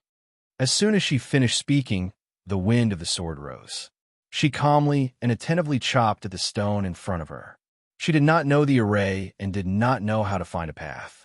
Therefore, she simply chopped all the stones in front of her, hoping to carve out a path. She did not know whether it was right or wrong to do so, but in front of the sword style of the predecessor, she just wanted to do so. The water of the Daming Lake had dissipated, leaving the ground full of rocks. Compared with the verdant valley, it looked extremely desolate and frightening.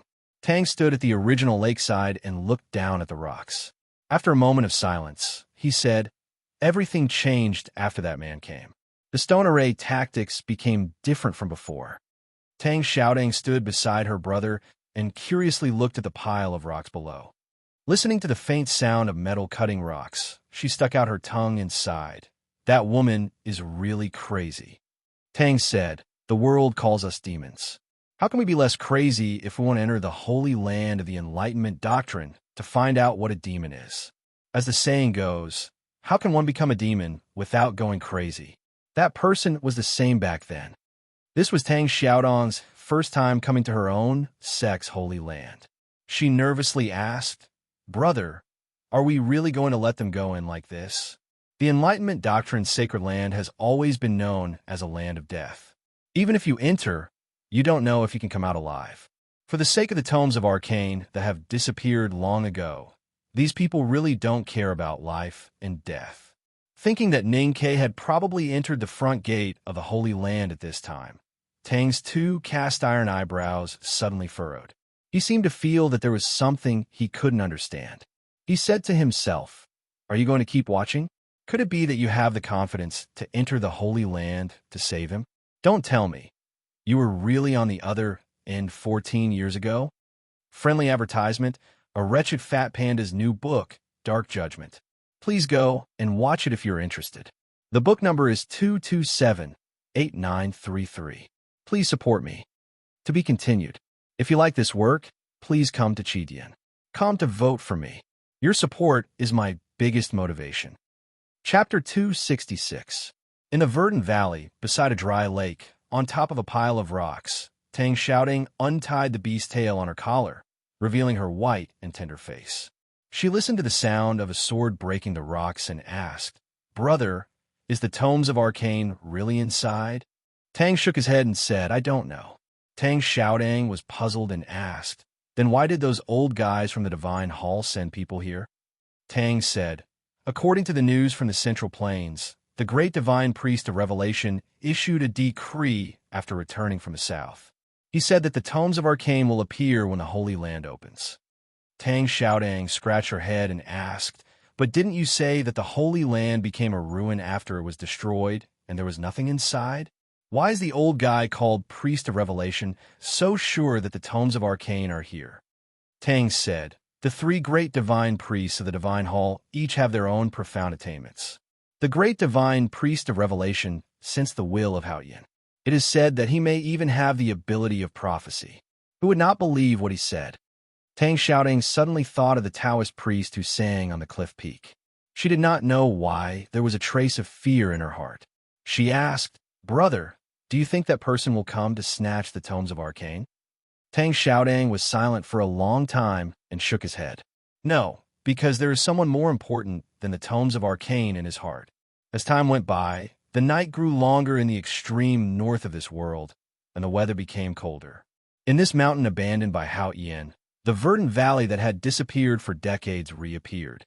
The Daming Lake was emptied, and a legendary Great Blockage Formation was reactivated. The Chi of Heaven and Earth was attached to the snow-capped peak and pointed to the sky. How amazing it was! The Chi of Heaven and Earth caused by the reopening of the front gate of the Devil's Doctrine was extinguished in a very short time.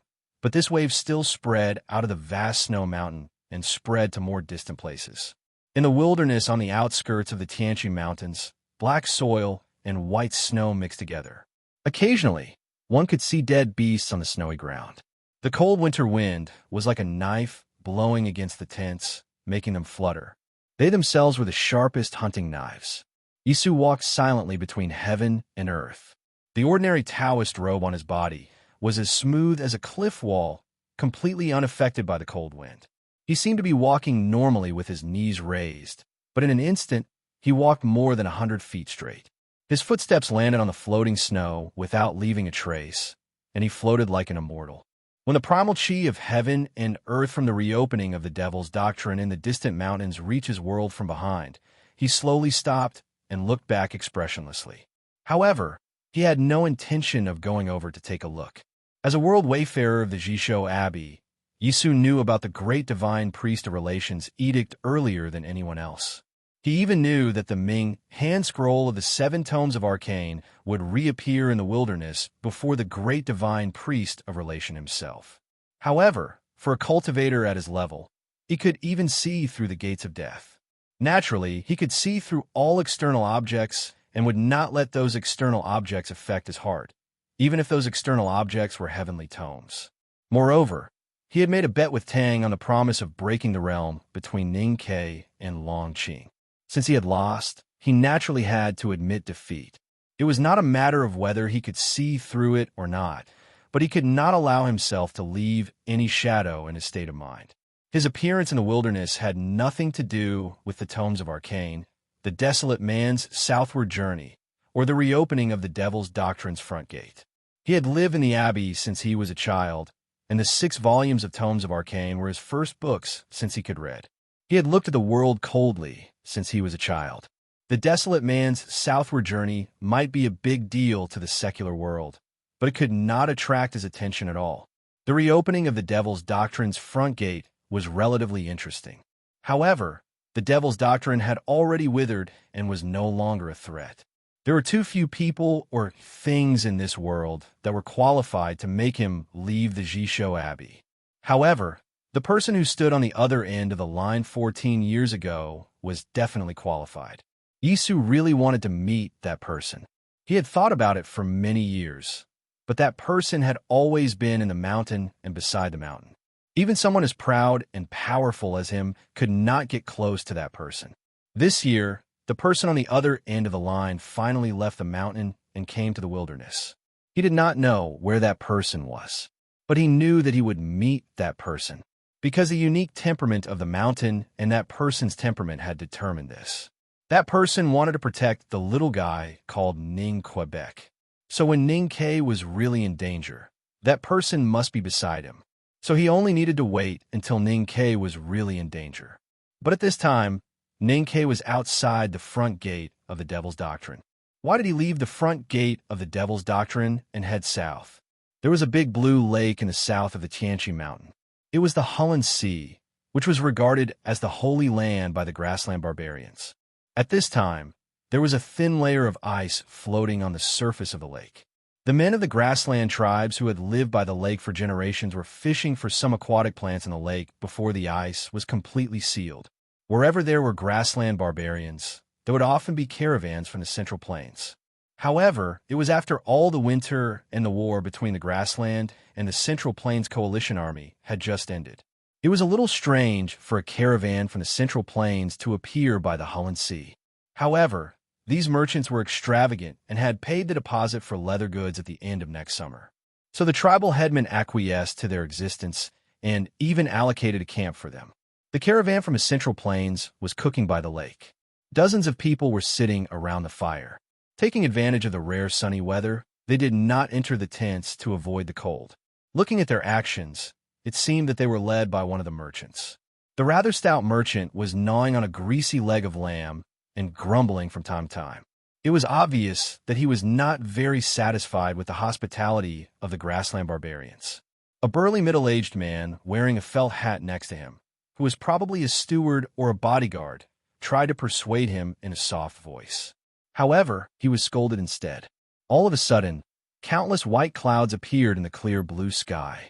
It was as if an invisible giant hand had directly torn the blue canvas apart and the white paint behind it seeped out.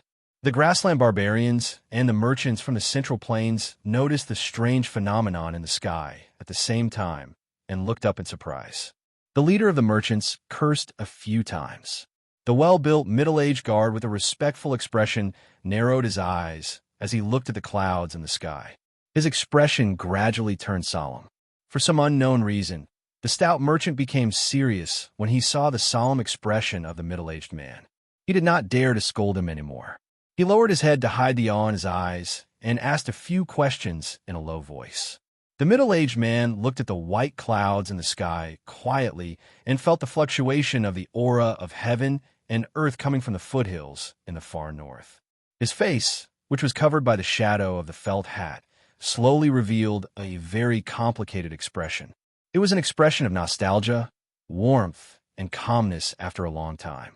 However, it was also mixed with some extremely faint regret and sadness. Then the middle-aged man said very succinctly, "The door is open." Ning Ke carried Mo Shanshan's weak body on his back and stepped on the stones on the ground with difficulty. When he reached the center of the lake, he saw a very large stone door. The stone door was so huge that it looked like a small mountain when looked up from below. Even the most magnificent city in the world, Chang, did not have such a magnificent and huge stone door. Because of its huge size, this was the front gate of the Devil's Doctrine. Ning Ke did not think that he would find the front gate of the Devil's Doctrine so easily. For a moment, he could not believe his eyes. He could not understand how such a magnificent and huge stone door was hidden in the Daming Lake and why he did not see it when he walked in the Great Blockage Formation.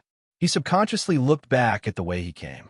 When he walked in the rugged stones and the fierce formation, he could not see the stone door at all. However, when he walked out, the stone door appeared in front of him, as if the stone door was only willing to be seen by the person it chose. Opening the front gate of the Devil's Doctrine was even easier than finding the front gate. He did not need to recite any incantation, nor did he need any amazing and terrible mechanism. When Ning Ke's right hand gently touched the rough and solemn surface of the stone door, there was a soft sound. Countless years of accumulated dust splashed out from the cracks of the stone door, and then the stone door slowly opened. Ning Ke looked up at the snow-capped peak, which was even more towering and majestic than before.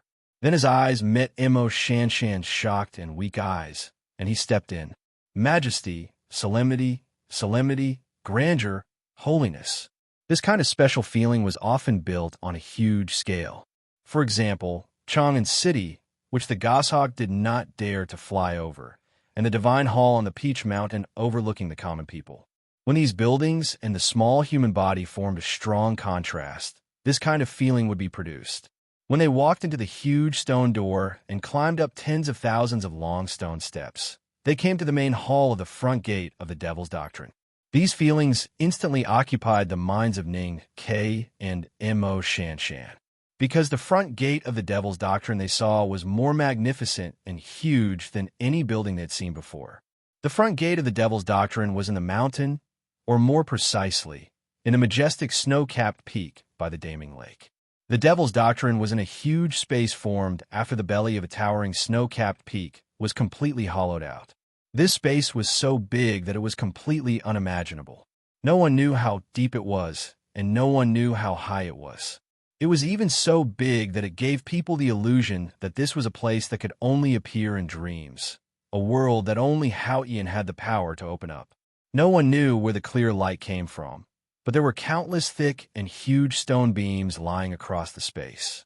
These stone beams had clear and orderly marks made by knives and axes. They were extremely thick, and the surface was enough for 4-horse carriages to run side by side. The two looked at the wide and straight stone beam in front of them and felt that they could not see the end of the stone beam at all. However, the thick stone beams in the distance were like extremely thin spider silk in the huge space.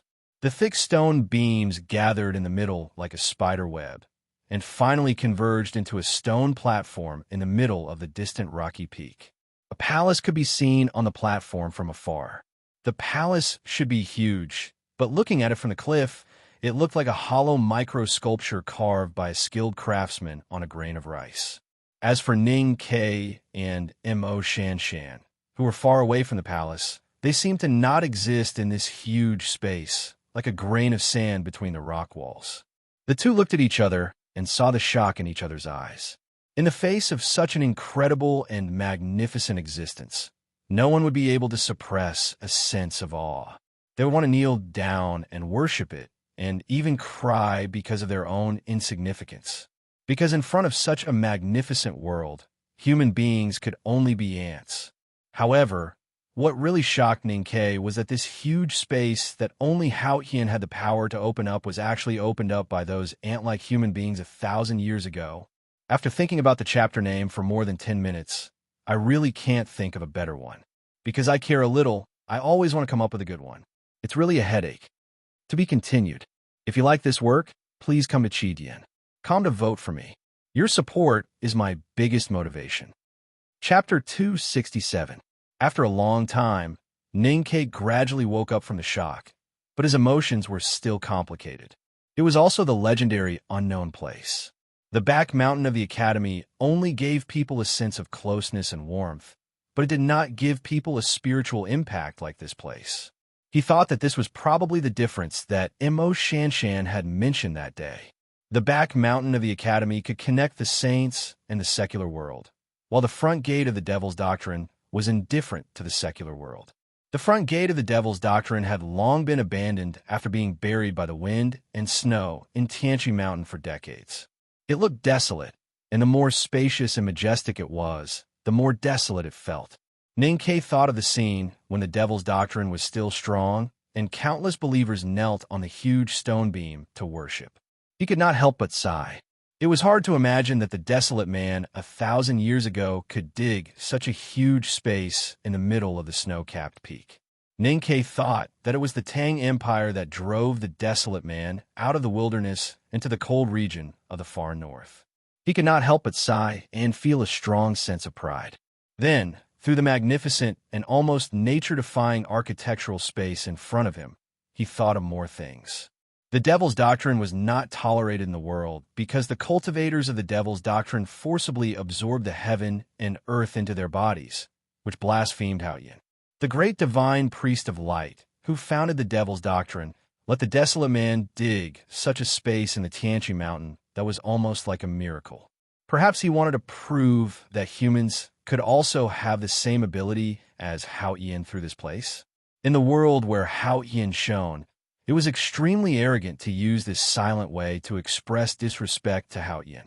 No wonder the Enlightenment doctrine was called the devil. After standing at the edge of the rock wall, and watching silently for a long time, Ninkei helped Imo Shanshan up the stone beam. The thick stone beam connected the space in the middle of the snow-capped peak and finally converged in the distant sky. The stone beam was so wide and thick that it could accommodate 4-horse carriages side by side. Looking at the impact marks and gravel, it could be confirmed that the rocks that fell from the top of the cave for thousands of years could not break the stone beam. It was even more impossible for the two of them to walk on it. However, the stone beam was suspended high in the air. There was no shelter around it. The mountain wind whistled and the echoes slowly reverberated, giving people an extremely terrifying feeling. Ninkei looked at the empty world outside the stone beam and listened to the wind in his ears. He felt that his legs were a little stiff. He thought that if he was blown out of the stone beam by the mountain wind, he might have to fly in the air for a long time before falling into the deep and dark underground. The stone beam, leading to the center of the huge space, was very long. The two of them walked for a long time, but they had only covered less than 1/3 of the distance. The palace on the distant suspended stone platform was still as small as a miniature landscape. However, the feeling of insignificance and fear in the magnificent space gradually faded as they walked. Ninkei and Imo Shanshan walked much faster than at the beginning. He could even spare some attention to look at the scenery around the stone beam, even though the stone beam was completely dark and empty. There was no scenery at all. Then he noticed that deep lines suddenly appeared under his feet. Those lines were deeply engraved into the hard stone beam and seemed to extend in all directions irregularly. There were extremely small gravel rolling in the lines with the mountain wind. Ninkei looked at it carefully with the help of the light falling from above. He found that the lines on the stone beams combined to form a very concise painting. The strokes of the painting were clumsy and powerful. It should have been engraved by metal weapons inside the axes and knives. It looked like some kind of ancient rock painting. The rock paintings on the stone beam gradually appeared in front of them as they walked. These rock paintings were very large, and there were many of them. The first rock painting was a painting of a monstrous flood. A man with a blurred face, wearing clothes that looked like a grass skirt around his waist and holding a pick in his hand, stood on the cliff by the flood and roared angrily at the rainy sky. The second rock painting was a painting of wildfire in the mountains. Several women with blurred faces, wearing coarse short skirts and holding a basin of water in their hands, stood in the bamboo forest by the wildfire and cried bitterly at the burning wheat fields. The third rock painting was a painting of heavy snow that covered the sky. Dozens of farmers with blurred faces, wrapped in thick animal skins and holding all kinds of tools in their hands, ignored the falling snowflakes and silently and attentively repaired the houses. The fourth rock painting was a painting of the quaking earth. Thousands of black spots without faces stood in the scarred fields, as if they were burying the dead and saving the living. They did not roar or cry, but continued with their lives. Every rock painting depicted the anger of Hao Yin when he descended to the human world. It depicted the pain and struggle of human beings. No matter how blurred the faces of the people in the rock paintings were, they clearly showed the identity of human beings. The rock paintings on the stone beam were still spreading forward. With a mastery of tools, determination, and understanding of nature, human beings became calmer and calmer in the face of all kinds of disasters. Perhaps they were still sad and angry, but no matter what, they survived and lived until now. Ninkei and Imo Shanshan looked at the rock paintings under their feet as they walked. Their expressions gradually became solemn. Although they could not fully understand or be sure of the real intention of the people of the Devil's Doctrine to carve these rock paintings on the stone beam, as a member of human beings, they would always have some vague feelings. At the very front of the stone beam, the last rock painting was very simple, with fewer lines than all the previous rock paintings. At the bottom were 3 straight lines mixed with countless small stone holes, probably representing human beings who had already multiplied and occupied the whole world. Those small stone holes seemed to be the hands of human beings who had raised high in celebration.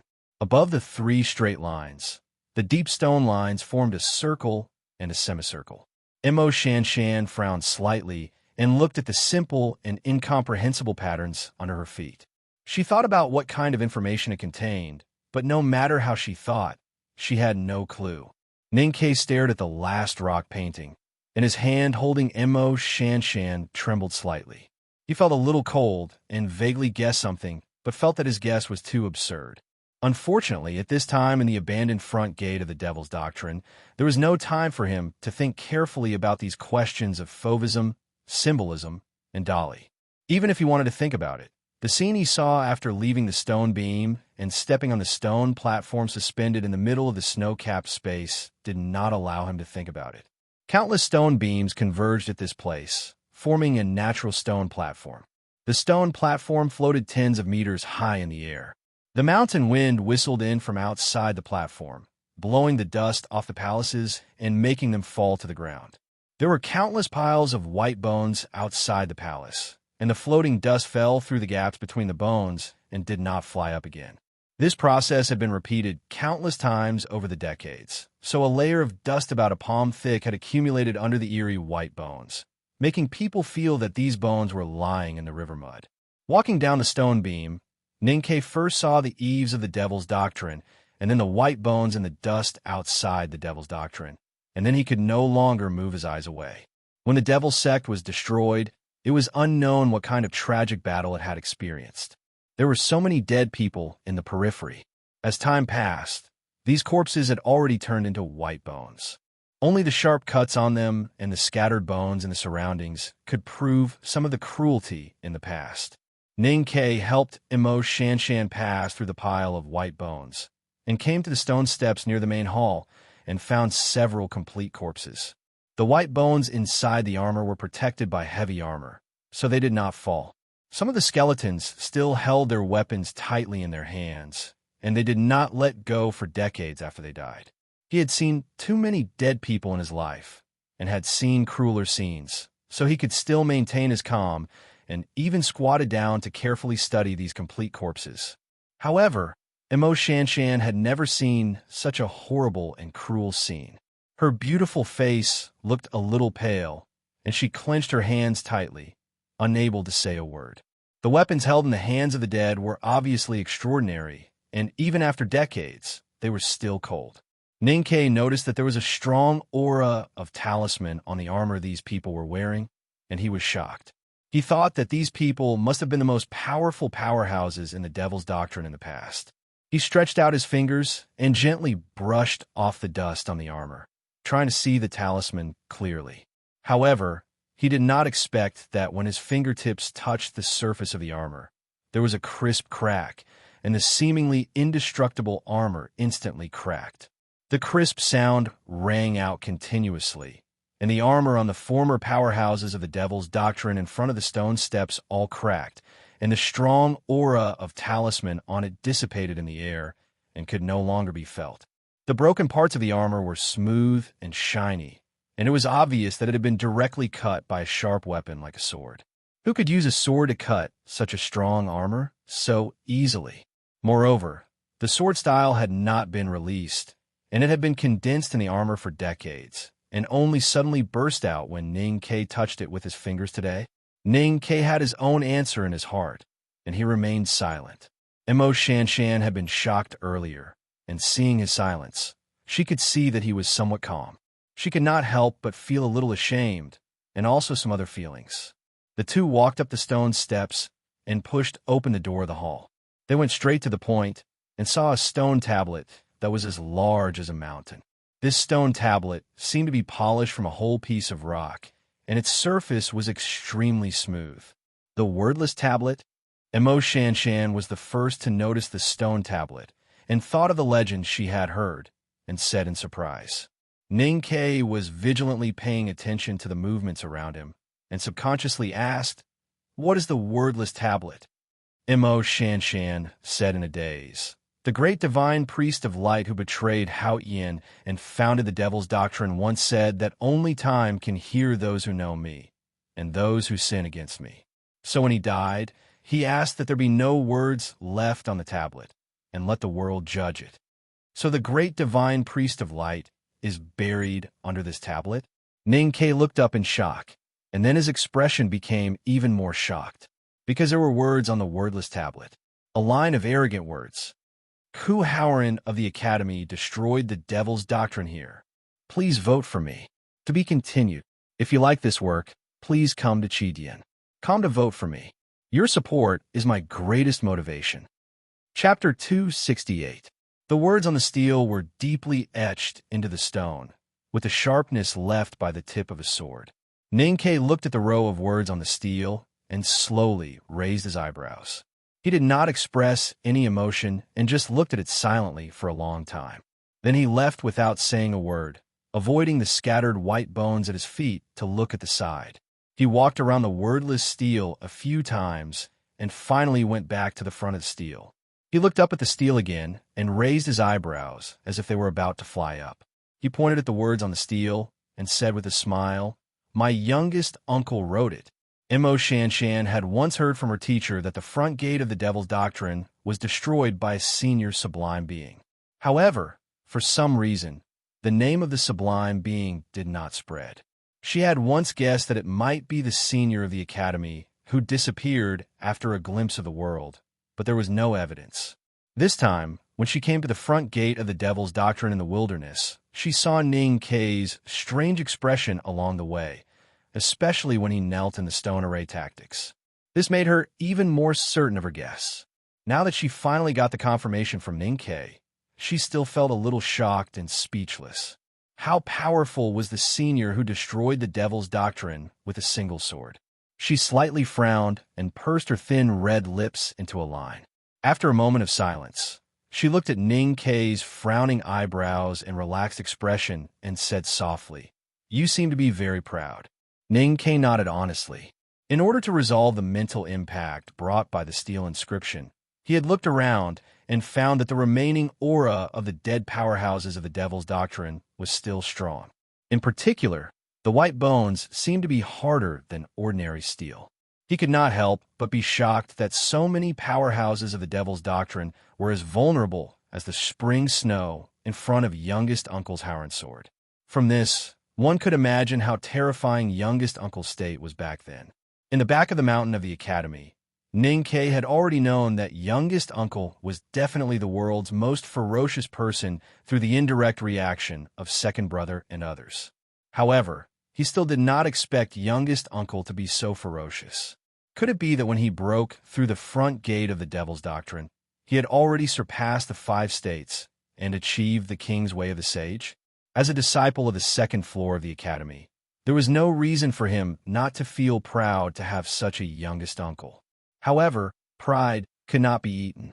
Ning Kei and Mo Shanshan had come to the front gate of the devil's doctrine through untold hardships for the Ming, hand scroll of the tomes of arcane, and the aura left by youngest uncle. After standing in front of the stone tablet and silently observing and thinking for a while, they continued to walk into the hall. He felt that youngest uncle's aura was in the hall behind the stone tablet. The main hall of the devil's doctrine was still grand and majestic. The seemingly simple structure of the stone beams was painted with complicated oil paintings, which naturally gave it a sense of sacredness. There were hundreds of stone statues on both sides of the wide passageway. They were carved with strange gods and devils that were rarely seen in the countries of the Central Plains. The passageway gradually became deeper and deeper, but it was still dry without a trace of moisture. Fortunately, when the desolate man built this place, the design of ventilation and daylighting was particularly exquisite. Ning Kei and Zhou Badong could still see things with their eyes after walking hundreds of steps inside. As they went deeper into the main hall of the devil's doctrine, the aura that moved Ning Kei became stronger and stronger, gradually becoming a kind of real existence. He looked ahead silently, not knowing what he would see later. Whether it was the Ming hand scroll of the tomes of arcane or the secret of the devil's doctrine, no matter which one it was, he only hoped that he would not see what he did not want to see. There were also more and more corpses in the passageway. At the turn, the bones even piled up and formed a small hill. Ning Kei supported Mo Shanshan as they walked.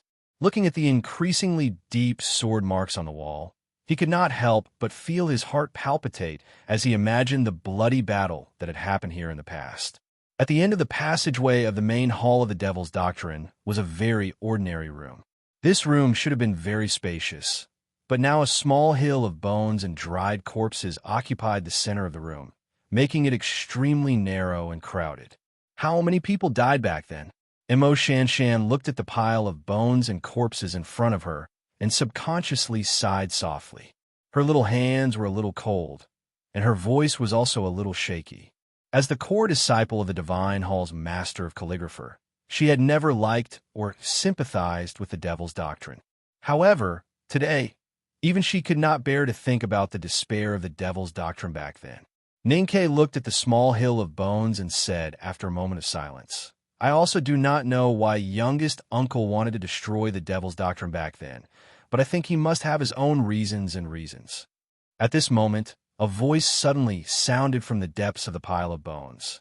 Many times in the world, there are many things that actually do not need a reason or a reason, because those reasons and reasons, if you look at it from another perspective, are often delusional. Now, there are countless explanations as to why he did what he did back then, but the truth is that he came that year and did what he did. This room originally only had the silent pile of bones and the silent sword marks on the stone walls.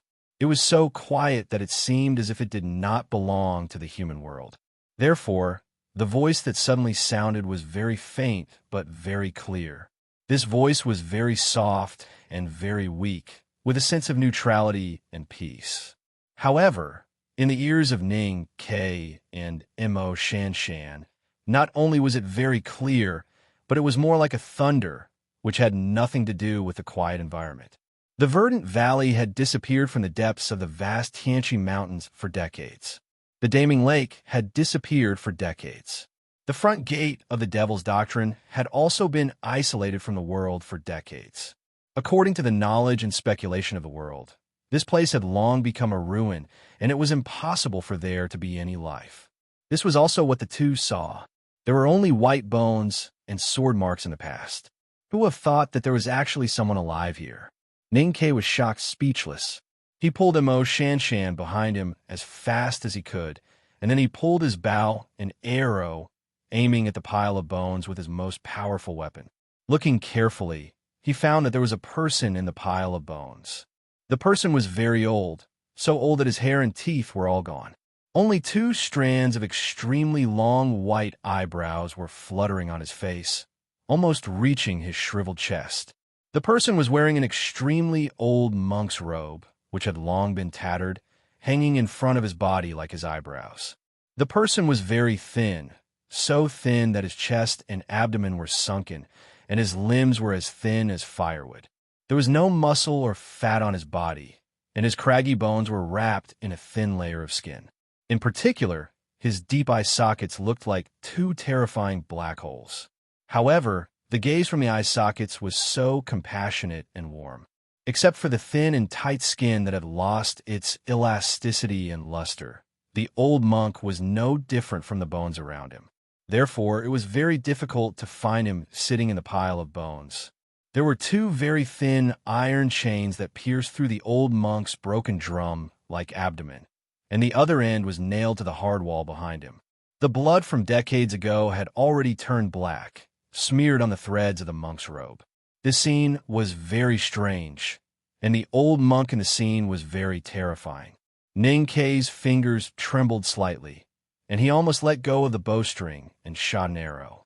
Mo Shanshan covered her mouth tightly and almost screamed out loud, if not for the compassionate and warm gaze of the skinny and terrifying old monk. "Who are you?" Ninkei pulled the bowstring tightly and aimed at the old monk in the pile of bones as he asked nervously. This was the front gate of the Devil's Doctrine, which had been isolated from the world for decades. It was really hard to understand the sudden appearance of such an old monk. This old monk was so skinny, and yet he was still alive.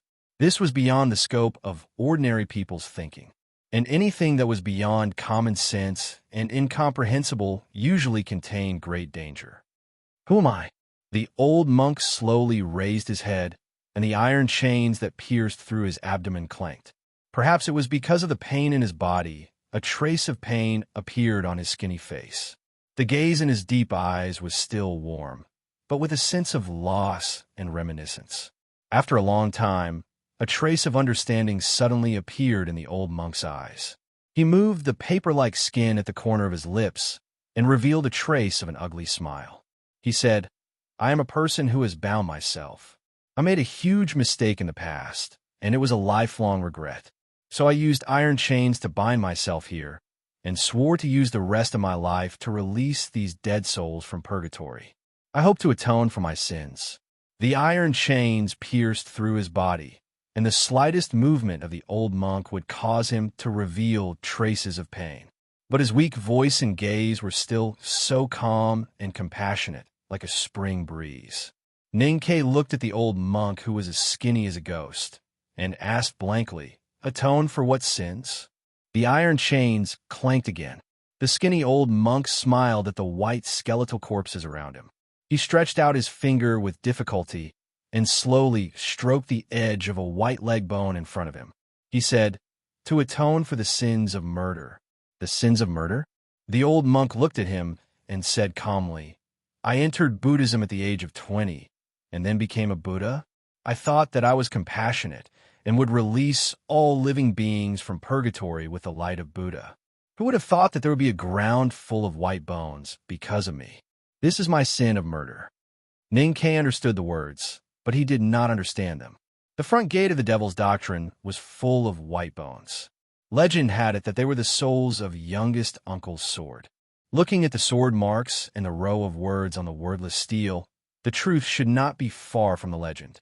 Why did this skinny old monk say that this was his sin of murder? "You know my youngest uncle?" he asked. The old monk looked at the two of them, like an elder looking at his juniors. He asked gently, "If Crazy Ku is your youngest uncle, then you are the disciple of the headmaster of the academy. Then who is this little girl?" Ninkei and Mo Shanshan felt the kindness and trust of the other party, and even felt a touch of warmth for being pampered. They subconsciously revealed their identities. The old monk sighed softly and said, "I thought that I would spend the rest of my life in the long atonement day and would never see anyone again. I never thought that I would meet an old friend again. So, the front gate of the Devil's Doctrine is open?" Then he looked at Ninkei and said in confusion, "You are this generation's world wayfarer of the academy? It seems that you have just entered the see-through state 10 days ago. How can your state be so low? Is the academy getting worse with each generation?"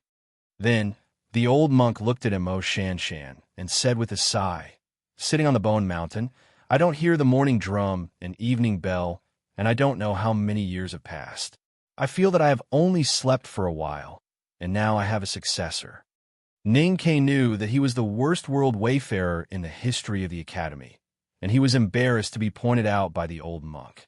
But he thought that this old monk had been sitting at the front gate of the Devil's Doctrine for decades, called youngest Uncle Crazy Ku, and called the sage of calligrapher Young King. He must be a secluded, sublime being. But who was this skinny old monk? To be continued. If you like this work, please come to Chidian. Come to vote for me. Your support is my greatest motivation. Chapter 269. I strongly recommend the Fox God's new book, Fate and QO. The book was published a week ago, but I was sick and in a daze, so I forgot about it. I was wrong. The book number is 2226513. Speaking of which, Aunt Fox, no, the Fox God is dodgy, my sister. This book is really well written. Please support it. Older people were always worthy of respect. This old monk had sat on a mountain of bones and said that he was atoning for his sins for decades, so he was not an old man like Kyuni Matty. Ninkei put his bow behind him, but did not step forward. He looked at the skinny old monk from 100 feet away and said respectfully, "I am indeed a student of the academy. The front gate of the Devil's Doctrine opens in response to the heavens. But why do you say that all the bones on the ground are your sins?" The old monk gave a dry and weak laugh and said, "This is naturally a rather complicated story. Every time there was an adventure in the valley, one would hear a long and wonderful story when they met a strange person. Perhaps it was because he was expecting it." Ninkei's reaction was very calm. He said softly, "Please enlighten me, senior." The old monk was silent for a moment and said leisurely, When Madman Ku began to travel the world on behalf of the Academy, he wore an ordinary cyan steel sword on his waist, and no one dared to go against him. At that time, the Devil's Doctrine was still strong, arrogant, and bloodthirsty. Many innocent people were killed by the Devil's Doctrine, so naturally there was a storm when the two met. That storm was extremely bloody. The powerhouses of the Devil's Doctrine who ran amok in the Central Plains were all killed by Madman Ku's sword. The West Hill Divine Palace and the righteous also took this opportunity to eradicate the Devil's Doctrine. Madman Ku stood on the peak of the storm, pointing at the sky and the earth with no respect in his eyes. Naturally, the old fogies of the West Hill Divine Palace did not like him. The Devil's Doctrine was forced into a corner by that storm, so they came up with a plan. They wanted to use the estrangement between the Academy and the Divine Hall to set up a war between them. One year, during the Yulan Hungry Ghost Festival in the Lang Temple, cultivators from all the countries in the Central Plains gathered there. There were also dances, and the Devil's Doctrine massacred the front yard of the Lang Temple. They blamed the disaster on the judicial department of the Divine Hall. That was the beginning of the story. The old monk was as skinny as a ghost. When he slowly talked about the bloody events of that year, his tone and expression were as gentle as the spring breeze. In just a few words, he omitted the cruel scenes of the past. Ning Ke helped Emo Shanshan to sit against the wall. He looked at the old monk of the White Bone Mountain and thought about the old story that he had told. After a moment of silence, he said, "Framing has always been classified as crude and clumsy." The old monk moved the corners of his drooping lips and smiled with difficulty. He looked at Ning Ke with a warm gaze and said with emotion, "The Devil's Doctrine in the outside world has probably been destroyed. Even if there are remnants, they're probably like rats crossing the street. So a child like you probably doesn't know what the Devil's Doctrine looked like in the past and what kind of terrifying power it possessed." It had been almost 2 years since Ning Ke left the city of Wei and began to come into contact with the world of cultivation. Other than the desolate man he had met a few days ago, he had only met a sword master who cultivated in the Devil's Doctrine at the entrance of the Northern Mountain Road. In his eyes, that sword master was not very powerful, so naturally he did not think that the Devil's Doctrine was very scary. The old monk's withered eyes slowly drooped, as if recalling the arrogance of the Devil's Doctrine in the past was a kind of damage to his old and calm state of mind. Then he continued in a gentle voice, "The Devil's Doctrine's cultivation method is the art of stealing from the heavens.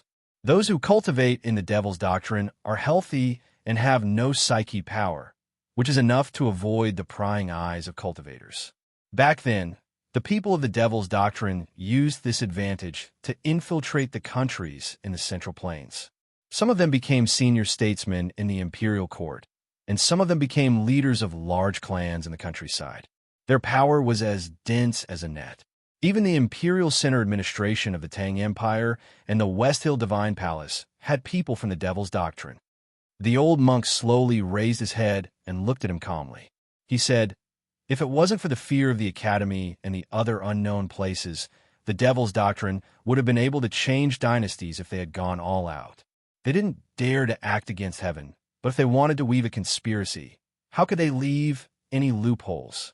In fact, during the bloodbath in the Lang Temple, the Devil's Doctrine endured the pain of losing an arm and exposed the Grand Master who had been hidden in the judicial department of the Divine Hall for decades.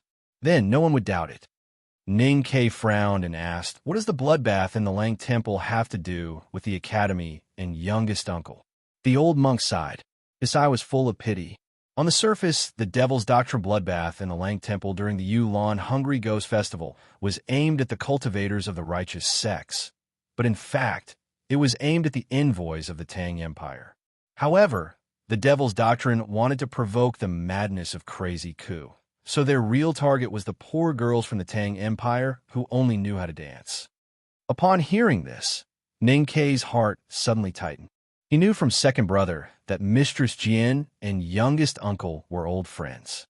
At this moment, he naturally thought that these dancers were from the House of Red Sleeves. However, Mistress Jian was still alive and well. Occasionally, when she met him, she would pull his ear and lecture him, who had died in the past. Since the devil's doctrine had spared no expense to weave such a conspiracy, they naturally knew who they had to kill to make youngest Uncle crazy enough to break into the Peach Mountain. It was just like if you returned to Lynn 40th Street and suddenly saw Sang Sang lying in a pool of blood. All the evidence pointed to the Imperial Palace. Then, of course, he would not hesitate to break into the palace with a knife and arrow.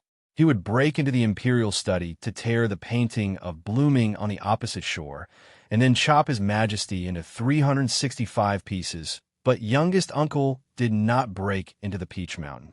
Instead, he destroyed the front gate of the Devil's Doctrine with a single sword. Ning Ke looked at the skinny old monk in the Bone Mountain and asked in confusion, what went wrong with the Devil's Doctrine's arrangement? The old monk was silent for a long time. Then he laughed. His old and ugly smile hid a very complicated meaning. There were some emotions, some shock, some bitterness, and some pride.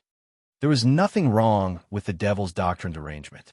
At that time, the whole world thought that the judicial department of the Divine Hall had massacred the Lang Temple, although they could not understand it. When the Lang Temple elder who lived in seclusion behind the Wa Mountain was forced to come out and said that the murderers were all from the West Hill, no one doubted it anymore. The old monk looked at him quietly and said, but Ku Howren did not believe it. Ning Ke was puzzled and asked, why didn't youngest Uncle believe it? The old monk said, Crazy Ku is not so easy to fool. Ning Ke was startled and shook his head. He said, this reason is equivalent to no reason at all. The old monk sighed and said, back then I once asked him the same question. Ning Ke listened carefully. The old monk smiled and said, at that time in this room, he said, how can I be so easy to fool? There was a moment of silence. And then, Ning Ke asked. He thought that every story should have a beginning and an end. The old monk was slightly surprised and asked, the story after that, does the world still not know? Ning Ke said, the storyteller is different, so the content of the story will also change. This story has a very simple ending. The old monk's voice became even weaker. He said, the Devil's Doctrine's methods could not fool Crazy Ku, so he naturally went to the front gate of the Devil's Doctrine. At that time, the Devil's Doctrine Grandmaster thought highly of himself. There were many powerhouses in the Devil's Doctrine, but he was not too afraid. He thought that if you came, he would kill you. Crazy Ku naturally did not want to be killed by them, so he killed them all. He did not want to be killed by them, so he killed them all. It was a very simple narration, a very simple story, but it was a shocking past that had been buried in the dust of history. The simpler it was, the more shocking it was. After a few decades, only this old monk who was as skinny as a ghost and the countless skeletons that filled the main hall of the Devil's Doctrine could prove what had happened here in the past. Ning Ke looked at the old monk's sunken eyes and said, then why do you want to atone for your sins? What does this have to do with you? The old monk raised his thin arms. The monk's robe on his arms was ragged, and his fingers slightly spread to form a madra.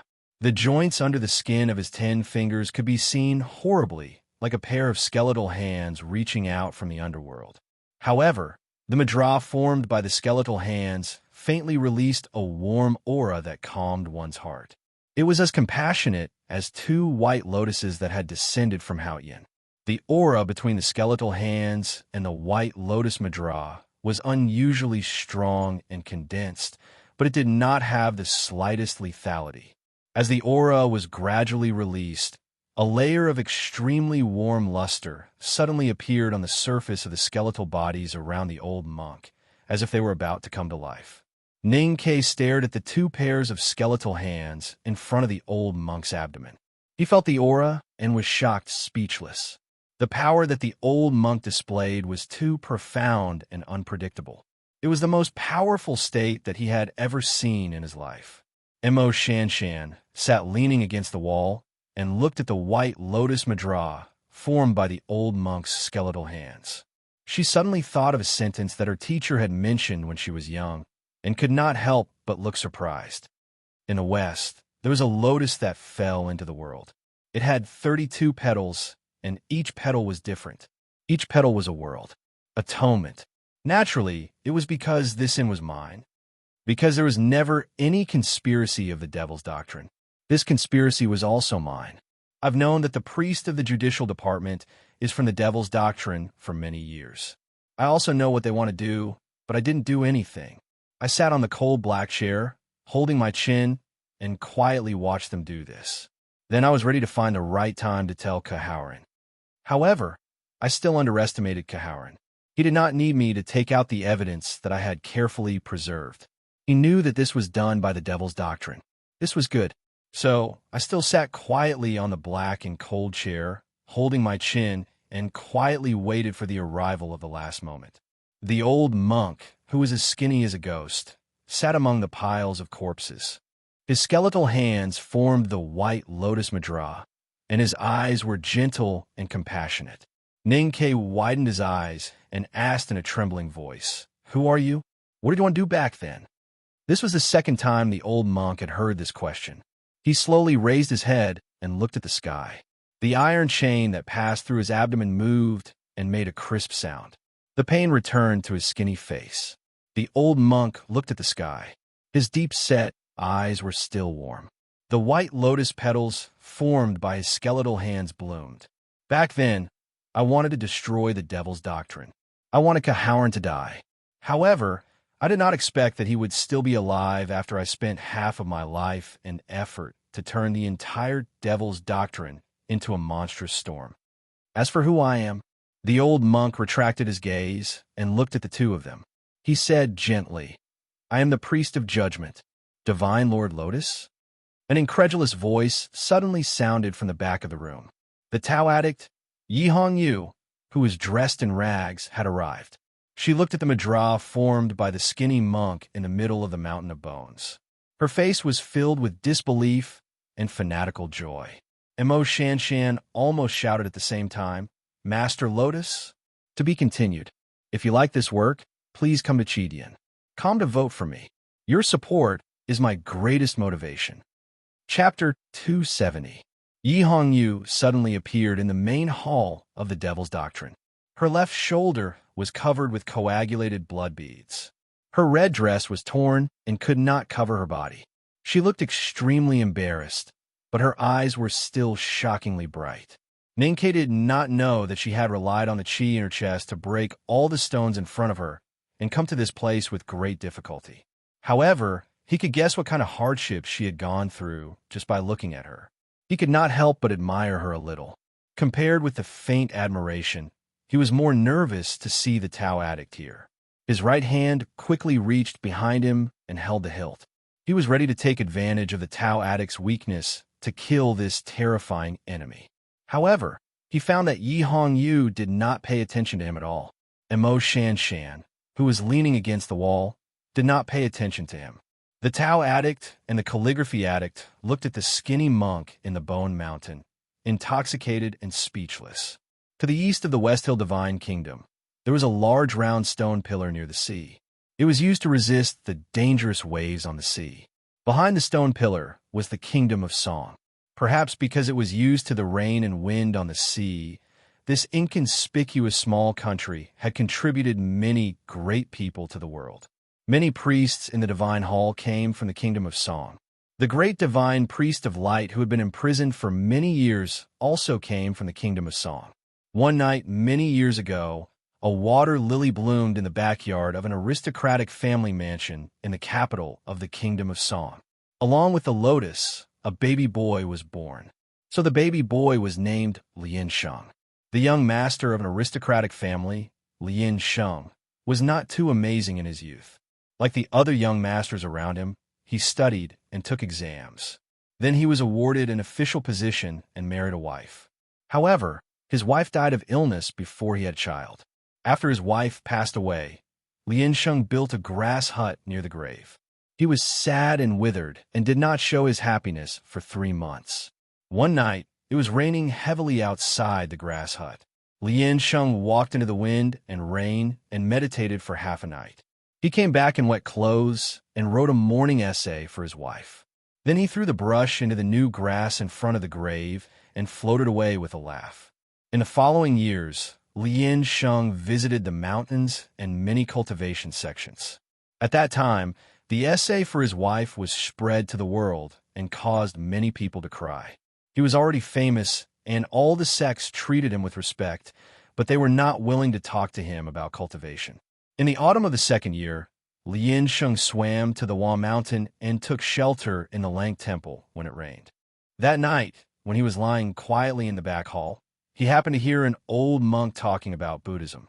After thinking about it for a day and a night, he walked back to the main door of the Lang Temple and rang the bell. He pushed the door open and entered the room. He told the reception monk that he wanted to debate with the abbot of the Lang Temple. The debate lasted for 32 days. Lien Sheng's eloquent words were like a lotus blooming in the clouds of Tile Mountain. During the conversation, there were faint cries of divine birds among the trees by the cliff, attracting the attention of countless famous scholars. The debate at the Lang Temple became another grand event after the Yulon Hungry Ghost Festival. The name of Master Lotus began to spread in the world. On the last day, the former Haotian hierarch of the West Hill Divine Palace came from Peach Mountain and invited Lotus as a visiting professor in front of thousands of people. Unexpectedly, Lien Sheng smiled and declined. Then he stroked his head in front of the elder of the Lang Temple in Tile Mountain. His black hair fell like a black lotus, and his Buddhist heart became firmer. When the leaves fell in autumn, Lien Sheng left the Lang Temple in Tile Mountain. He crossed the river to the Ink Lake, went through the wild forest, and entered the Yueluan Kingdom. Then, he disappeared in the vast wilderness in the northwest of the Yueluan Kingdom. No one knew where he went. A few years later, a monk returned from the wilderness. He walked around the palace and talked about karma and lucky chance with the nobles and commoners in the streets. He was well-versed in Buddhism and had a good character. He was respected by the world. There was no Master Lotus in the world, but there was Master Lotus. At that time, the devil's doctrine was very powerful. It was hard to stop their infiltration of the countries in the Central Plains. Among them, there were two elders of the devil's doctrine who were the most mysterious. They secretly provoked the relationship between the sects of the countries and caused many bloody disasters. However, no one knew where the two elders of the devil's doctrine were hiding. That spring, Master Lotus was invited by the Haotian hierarch of West Hill to teach at the Divine Hall. During the banquet, the vice headmaster of the Revelation Institute spoke with contempt and dissatisfaction. Master Lotus strolled to the vice headmaster's seat in front of the hierarch Lord and many powerhouses of the Divine Hall. Then he killed him. The vice headmaster of the Revelation Institute was one of the two elders of the devil's doctrine. The hierarch of Haotian Taoism invited Master Lotus to the Divine Hall again. This time, he was not a foreign minister. Instead, he invited him to take up the position of the great divine priest of judgment that had been vacant for many years. Master Lotus said that it was not time yet and declined again. Master Lotus left the Peach Mountain and went to the Tile Mountain. He had been enlightened in the Tile Mountain. Now that he had returned from the outside world, he stayed in the Lang Temple to cultivate. He did not receive any visitors for 2 years and was gradually forgotten by the world. One day, a high-ranking sweeping monk in the Lang Temple suddenly died. The entire temple was shocked. Master Lotus walked out of the room and admitted that he had killed the sweeping monk. The sweeping monk was another elder of the devil's doctrine hidden in the Central Plains. Master Lotus lived in seclusion in the Tile Mountain for 2 years in order to investigate this matter. At that point, the two most mysterious elders of the devil's doctrine hidden in the Central Plains, Wind and Cloud, were both dead. Many of the devil's doctrine's evil and bloody plans were exposed. Master Lotus' name was known throughout the world. The White Tower Temple of the Yueluan Kingdom and the Lang Temple of the Tile Mountain remembered his kindness and honored him as the protector of the front gate of the Buddhism sect. The West Hill Divine Palace rewarded him and invited him to read the 6 tomes of Arcane. Then he was conferred the title of the Great Divine Priest of Judgment. Master Lotus became the first disciple of the Buddhism sect in history to become the Great Divine Priest of the West Hill Divine Palace. A few years later, the Grand Master of the Judicial Department of the Divine Hall was involved in the murder at the Lang Temple. Master Lotus was saddened by the death of his old friend and was willing to take responsibility. He refused to stay on the Peach Mountain and refused to be the Great Divine Priest. He left and went into seclusion. From then on, There was no Master Lotus in the world of cultivation. However, Master Lotus' name was still being passed down in this world until now. In the memories of the current world, Master Lotus was always shrouded in a layer of benevolence and mysteriousness. The benevolence was because of his actions, and the mysteriousness was because his dazzling life was too legendary. Master Lotus was good at writing and calligraphy. He studied the world and read old books quietly. There was no hindrance in his cultivation. He understood Tao in the Lang Temple and entered the knowing destiny state in a few years. His Dharma was profound, and his Hao-Ian Taoism cultivation method was equally profound. He was a great writer and calligrapher, a protector of the front gate of the Buddhism sect, and the great divine priest of judgment of the Divine Hall. Such a person who was willing to get close to all the beauty in the world, had the ability to understand all the laws in the world, and was brave enough to take on all the things in the world. He did it so perfectly. No one knew if he would appear again in the future. In many people's eyes, such a perfect person could not be acquired through cultivation. He could only be born with it. That was why the later generations left such an evaluation of him, who had disappeared without a trace. There was a lotus in the West that fell into the world. It had 32 petals. Each petal was different, and each petal was a world.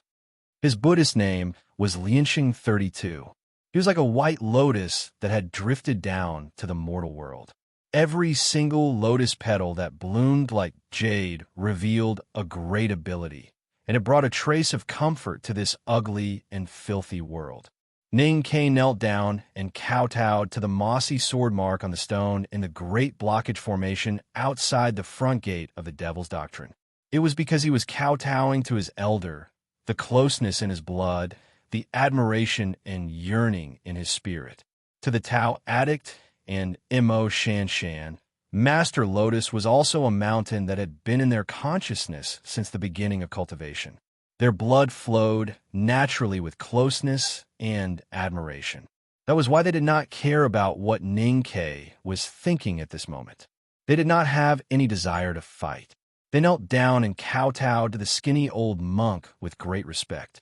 Compared to the calligraphy addict, the Tao addict was obviously more excited. She was the Grand Master of the Judicial Department of the Divine Hall, and Master Lotus had once been the great divine priest of judgment of the Divine Hall. That meant that Master Lotus was like her Grandmaster. More importantly, although the Judicial Department was the most powerful place in the West Hill Divine Palace, it had a bad reputation because of the prisoners. In the eyes of the world, it was always more gloomy than holy. For hundreds of years, only when the Divine Lord Lotus was in power could the Judicial Department of the Divine Hall suppress the evils of the Devil's Doctrine and gain the respect of the people. The elders in the Judicial Department could not forget the good times in the past. Therefore, in the eyes of the people in the Judicial Department, Divine Lord Lotus had a special status. She could not suppress the shock and excitement in her heart. Looking at the lotus handprint on the old monk's abdomen, she said with a trembling voice, "I am Yihong Yu, the priest of the Judicial Department of the Divine Hall. Greetings, Divine Lord Lotus." Everyone in the Peach Mountain thought that Divine Lord Lotus had achieved great success in cultivation and had gone to serve Hao-Ian. I did not expect that I would have the good fortune to meet the Divine Lord Lotus. Master Lotus did not expect to see a newcomer from the Judicial Department here. After a slight pause, he gently sighed and said, "I have said that time is unknown in the mountains. Now it seems that it is true. A clean and lovely girl like you has been dragged into the muddy water. What a pity." If it was anyone else who described the Judicial Department as a muddy water, Yihong Yu would definitely make that person suffer a fate worse than death. However, at this moment, she did not have any reaction. This was because the one who said this was the ancestor of the Judicial Department. She did not dare to disobey him. More importantly, Divine Lord Lotus's voice was so gentle and kind, as if he was a grandfather who loved his little granddaughter. It made her feel warm and shy, which was rarely seen. The voices of the three addicts shook the world. Now, the Tao addict and the calligraphy addict were kneeling in front of the bone mountain like obedient children. Only Ning Ke was still standing straight. Mo Shan Shan secretly pulled him a few times, but he pretended not to see it. Ning Ke was not like the calligraphy addict and the Tao addict, who had studied insects since young and knew so many legends of the cultivation world. He had only entered the cultivation world with great difficulty 2 years ago. His senior brothers and sisters at the back of the mountain of the academy were not interested in telling stories. Therefore, his knowledge was too limited. He had never even heard of the name Lotus 32. Therefore, he naturally could not kneel in reverence like Mo Shanshan and Yi Hongyu. Hearing the 4 words Divine Lord Lotus, he looked at the old monk sitting in the pile of bones and laughed. He said, "So you were once the great divine priest of judgment of the divine hall. No wonder you wanted to destroy the devil's doctrine." His smile gradually faded. He stared at the old monk's face and said, "But I still don't understand. Why did you spend half of your life to create such a plot to harm my youngest uncle? If it were me, I would not do this even if I had eaten too much." There is actually someone in this world who dared to use such a disrespectful tone to question the divine Lord Lotus. Yi Hongyu, who was kneeling in front of the bone mountain, turned around and looked at Ning Ke coldly. Her eyebrows were slightly raised and as sharp as swords. "Recently, I can only write slowly like this. My face is full of sweat. However, on Monday, no matter what, I have to shout with all my might. Recommendation vote. Hurry up and vote." To be continued. If you like this work, you are welcome to come to Chidian. Come to vote for me. Your support is my biggest motivation. Chapter 271. The old monk looked at Ning Ke warmly and said with a smile, "You don't seem to have heard of me." Ning Ke was slightly stunned and said, "Everyone should have heard of you." The old monk squeezed out a self-deprecating smile with difficulty on his face that was as skinny as a ghost. He said, "It may sound a little ridiculous, but I think that only a few decades have passed. The people of the younger generation should still remember my name." Ning Ke did not know what to say. He looked at Yi Hongyu's cold gaze and Mo Shanshan's helplessness. He thought to himself, could it be that Divine Lord Lotus was telling the truth? If you know my story, you should know that I comprehended Tao in Lang Temple and served the chief monk of Xiankong Temple in preaching. I passed by the Divine Hall twice, but did not enter. But in the end, I still became the great divine priest of judgment. However, I think you 2 girls would not know that I almost became the great priest of the devil's doctrine. The old monk looked gently at the 3 young people who could not hide their shock. He said slowly, since the devil's doctrine could infiltrate the countries of the Central Plains, the Buddhist sects of the Central Plains must have done something similar. Don't be too surprised. Looking back at my life, I have experienced too many things. Sometimes when I think about it in the middle of the night, I find it exciting. But if I think about it carefully, the proudest thing in my life is to have a friend like Howren. You ask me why I want Howren to die? The old monk looked at Ning Ke with a compassionate but slightly bitter expression. Because he is my best friend. I know his earth-shattering abilities better than anyone else. When I was young, I accompanied him in the mountains for a few years. When I met him again, I was shocked to find that his abilities were getting stronger and he was getting closer to the darkness of the night. There are many kinds of friends, but I want to be a good friend. The more capable Howren is, the more I can't accept the change in his view of the world. That's why I'm going to drag him into this bloody storm at all costs, even if it will hinder my life's wishes. I'd rather he die with the devil's doctrine than fall into the devil's path. The room fell into a dead silence as they listened to the distant but still soul-stirring past. Yi Hongyu and Mo Shanshan lowered their heads subconsciously. The young talisman master had vaguely heard about it from her teacher. The Tao addict had lived in the West Hill Divine Palace for a long time, so she knew Mr. Ku's story better than most people in the world. Ning Ke had never heard of it. Through the indirect narration of his senior brothers and sisters in the back mountain, youngest uncle's image was always so lofty and proud, holding a cyan steel sword in his hand and swearing at the heavens and the earth, invincible in the world. How could he relate it to the image of the devil's doctrine? He raised his eyebrows, looked at Master Lotus, and asked, "How did my youngest uncle join the devil?" The old monk sighed and said, "The devil comes from the heart. Anyone can become a devil."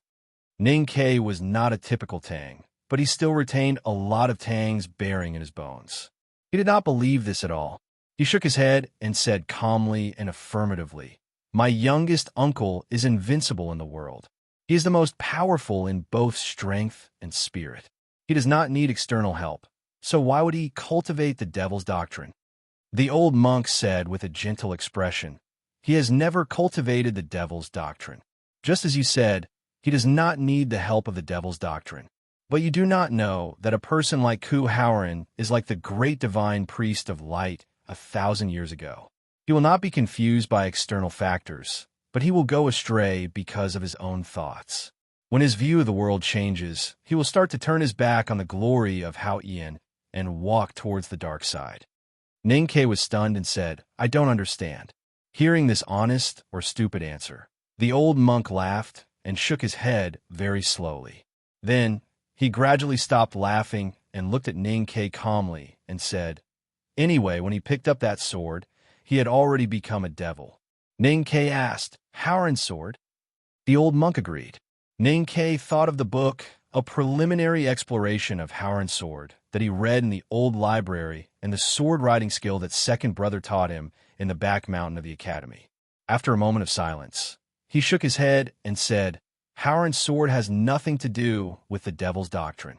The old monk looked at him and said with a smile, "People only know about the Hauran sword, but not the Great Spirit. If you have the opportunity to understand what the Great Spirit is in the future, you will probably understand why I said that." Ning-Ke vaguely understood something. It was probably because youngest uncle's state was too strong in the past.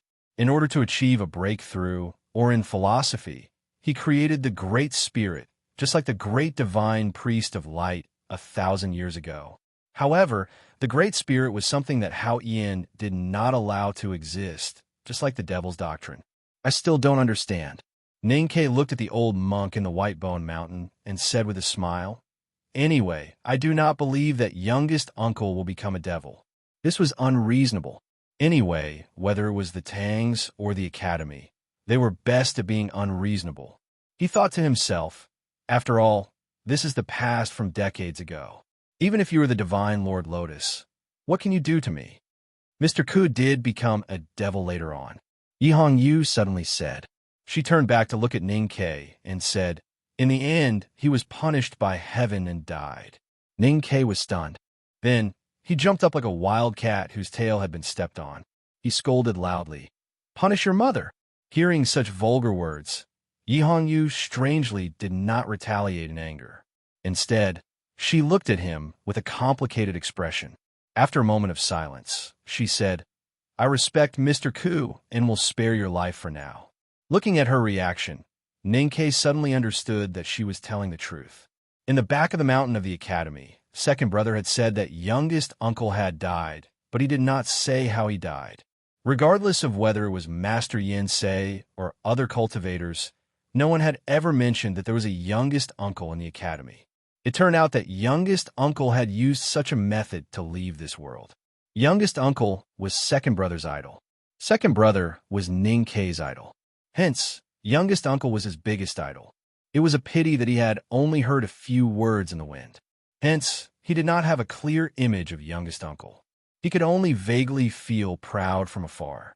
Now that he had come to the wilderness and felt the proud and confident aura in the vast Tianqi Mountains, youngest uncle became alive in his spiritual world. He followed the aura and passed through the mountains into the Verdant Valley. He broke through the realm and comprehended Tao by the lake. He confidently and firmly stepped over the stone array tactics and arrived at the front gate of the devil's doctrine. Here he had finally heard youngest uncle's story and guessed the ending of the story. While he was shocked and sad, he suddenly realized that this was the natural course of the story. For a proud and confident person like youngest uncle, when there was nothing in the world that was worthy of his attention, he would naturally pull out the sword at his waist and point it at the sky above his head. However, could humans still not defeat heaven? Ning-Ke stood silently in the mountain of bones and did not know what to say. The old monk sat quietly in the mountain of bones. From the moment he heard that Ku Hauran had joined the devil and was punished by heaven, he fell into absolute silence. just like how he had been for the past decades. A merciful light of Buddha appeared on his skinny, skeletal face. In the end, he still died like this. The old monk lowered his head and sighed. It was hard to tell whether it was a sigh of praise or sorrow. As he sighed, his body that was as skinny as a skeleton suddenly relaxed. Dust splashed out from the cracks of his bones or his tattered monk robe. After the dusty stories were told, it was time to talk about the love and hatred in the present world. Everything in the world was always repeating in such a boring cycle. Yi Hongyu's bare legs tightened slightly, and her right hand held onto the Taoist sword at her waist. Ning Ke suddenly woke up. He looked at her back and frowned slightly. He quickly said, "Master Lotus is in such a situation. Are you in a hurry to take action now? In my opinion, it is better to save him first."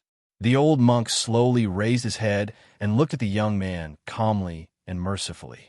He smiled and said, "I'm a person who has bound myself. If I don't want to come out, who can help me?" Yi Hongyu knew that Ning Ke was trying to stall for time. She remained silent and held onto the hilt of her sword tightly. Just as she was about to turn around, she suddenly saw Divine Lord Lotus looking at her and shaking his head. She could not help but feel a chill in her heart and stop what she was doing. The old monk smiled and said, "I have been hiding here for decades to atone for my sins. I have never left the outside world to fight and kill. Why must you children let me see all this? There are only bones in front of me. Why kill again?" Yi Hongyu did not understand. Legend had it that when Divine Lord Lotus was still a Vedanta of the Buddhism sect, he had killed people in front of the Divine Hall's hierarch and other powerhouses. Occasionally, he would turn into a thunderous rage. How could he be such a kind and withered monk? However, looking at Divine Lord Lotus's deep eyes that were filled with kindness, warmth, and peace, even though she was mentally strong, she could not help but feel her body and mind relax. She could no longer have any competitive spirit, and her right hand slowly let go of the sword hilt. The old monk said gently, "I never thought that the front gate of the Devil's Doctrine would open one day. Since you were able to enter the front gate at such a young age, you must be the most outstanding young people in the world. It is indeed a form of torture for young people like you to listen to these boring old stories. However, thinking that you are the future of the cultivation world, I really hope that you can control your temper and continue listening to this story." Upon hearing this, Yi Hongyu did not think much. She bowed and sat back on the ground. And Mo Shanshan had been sitting quietly on the ground with her legs crossed. As long as Ning Ke did not have to risk his life against the Tao addict, he would not have any objections even if he was asked to tell the story for 3 days and 3 nights. Therefore, he said sincerely, "Master, please enlighten me." Yi Hongyu frowned slightly. She hated this person's shamelessness. Everyone in the world thought that the judicial department of the Divine Hall had done the murder in the Lang Temple. Only I and a few people in the Divine Hall knew that it was done by the Devil's Doctrine. When we were about to find the right time to tell Kaharan, he had already seen through the truth. Of course, it was only the first layer of the truth. To be honest, I still do not know how he saw through it. That day, I saw him riding a donkey to the Daming Lake. I saw him disperse the lake water with a wave of his hand. I saw him cut through the stone array tactics with his sword. I was very comforted because I thought that my plan was about to succeed. The old monk paused for a long time before continuing softly. That was because I thought that no matter if he destroyed the Devil's Doctrine or was killed by the Devil's Doctrine, he would never have the chance to join the Devil again. I had done my duty as a friend. Ning Ke thought that youngest uncle must have had 8 lifetimes of bad luck to have a friend like you. The old monk said with endless regret and pain, "However, I have never seen anyone kill people like that in my life. Recently, it is a juncture of the night. Once we cross it, everything will be flat. Moreover, because of my old waist, I can only write slowly and seriously like this. However, I still need everyone to vote for me. Thank you very much." To be continued. If you like this work, please come Chidian. Come to vote for me. Your support is my greatest motivation. Chapter 272. The old monk sighed and said, "That autumn, when I was debating on one mountain, the hierarch came to see me. Another autumn, I left the Central Plains for the wilderness. People thought that I was living in seclusion in the Lang Temple, but that was not the case. During that period, I was invited by the Divine Hall to cultivate in the Devil's Doctrine. That was the reverse infiltration of the Central Plains. Hearing this, Ning Ke was slightly shocked. He wondered if this old monk had almost become the leader of the Devil's Doctrine. It was a good plan for the West Hill Divine Palace to invite him, Lotus 30, to infiltrate the Devil's Doctrine. This person was trusted by the Devil's Doctrine and even climbed to a high position. He must be one of the best in the world in terms of state, means, and will. The old monk did not know what Ning Ke was thinking. He looked at the dusty stone walls in the room with a gentle expression, as if he was looking at the clean main hall of the Devil's Doctrine decades ago. He continued slowly. In the world's impression, the Devil's Doctrine is full of evil and damned scum. The truth is not far from it. Those in the Devil's Doctrine kill innocents, kidnap children, and force them to cultivate devil skill. Countless people die every year. But is the Devil's Doctrine a piece of iron? When the Devil's Doctrine was at its peak, it was divided into 7 schools and 28 schools. Each school had different cultivation ideas and even the idea of entering the human world. Some schools were like Buddhist monks who did not interact with the human world. How could they do evil? The old monk retracted his gaze and looked at the 3 of them calmly. He said, "The Devil's Doctrine is like any other sect. There are good and bad people. I admit that most of them are bad people, but there are always good people. However, when the sword broke the stone array tactics and killed its way into the front gate, who knows if those who died were good or bad? When Kohawarin killed his way into the front gate of the Devil's Doctrine, I was in this mountain." The old monk lowered his head slowly. His neck made a dry sound as if it would fall at any time. He said, "I lived in the Devil's Doctrine for many years and naturally had many old acquaintances.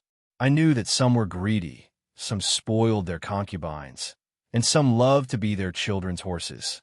On that day, everyone I knew died. I infiltrated the Devil's sect with the goal of destroying the Devil's sect. Those people died in front of me one by one.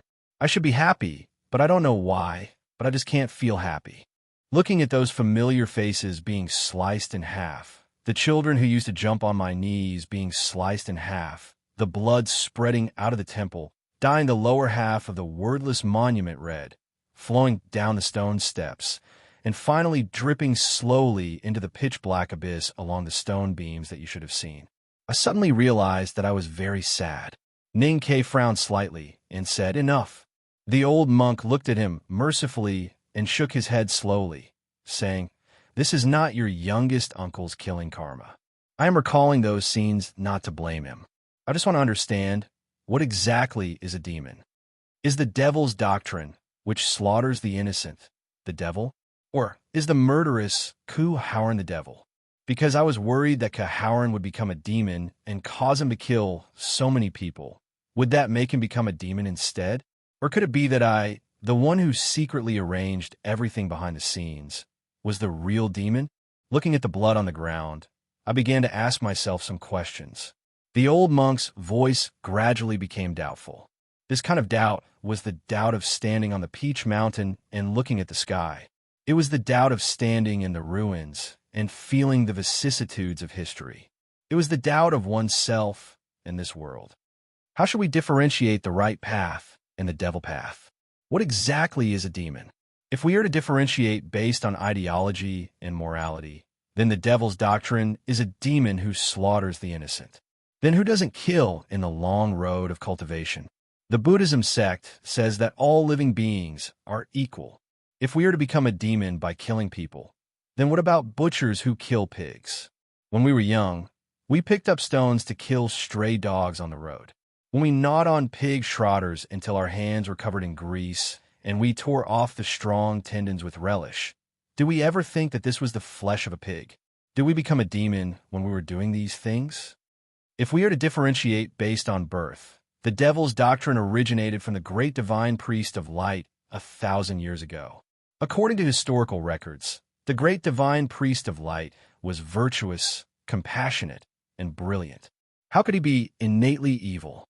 The Devil's Doctrine originated from the Ming hand scroll of the 7 tomes of arcane of Haotian Taoism. It was originally a branch of Haotian Taoism.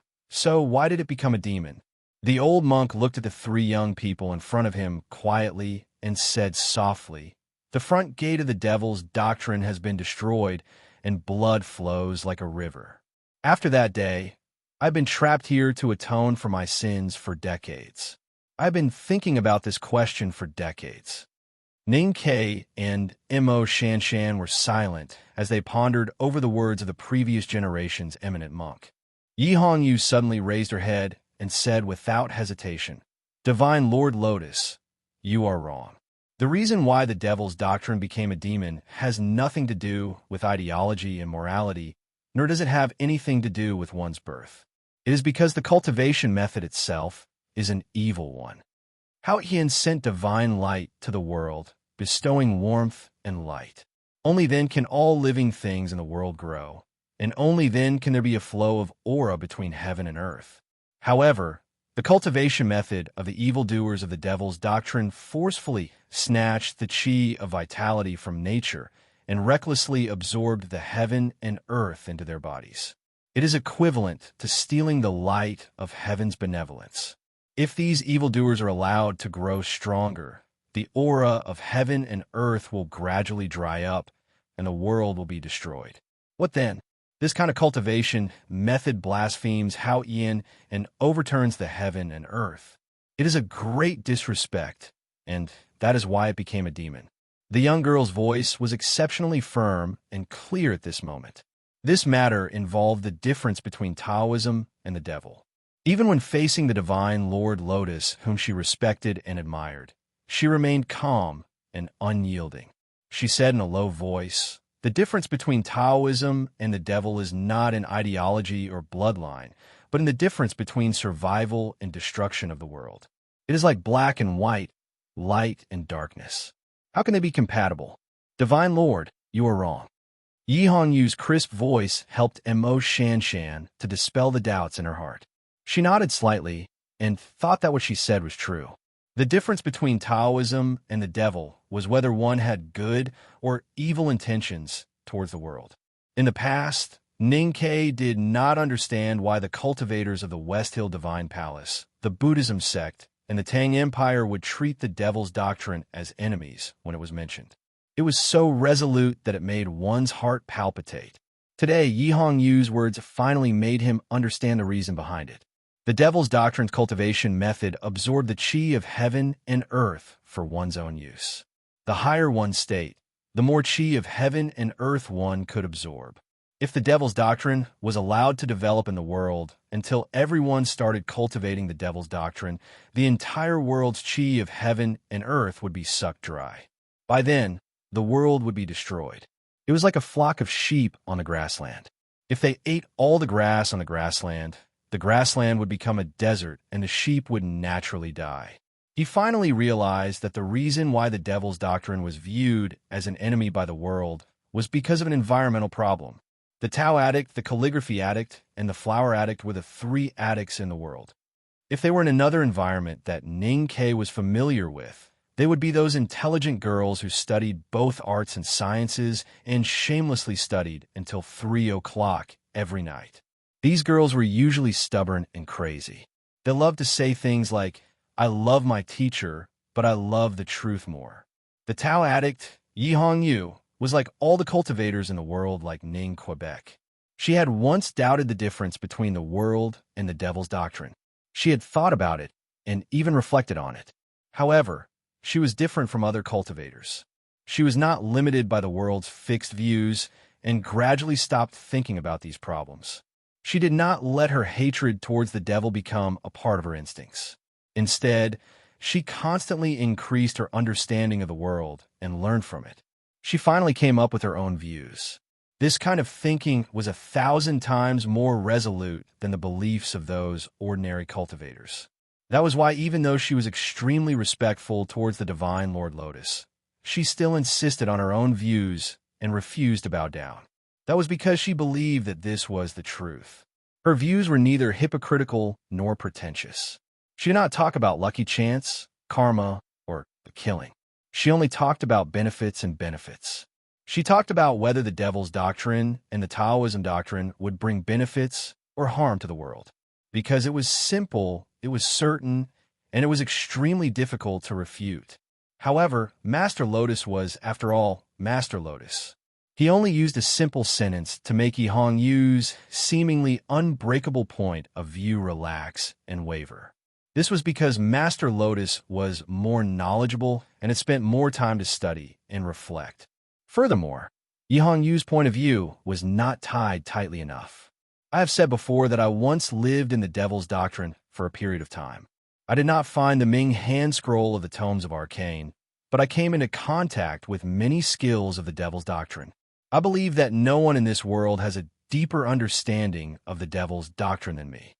The old monk looked at Yi Hong-yu with a gentle expression and said, I had the same thoughts as you in the past.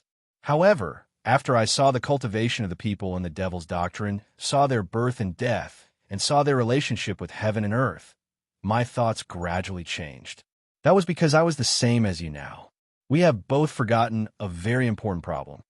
The people in the Devil's Doctrine have strong bodies and long lives, but they will still die in the end.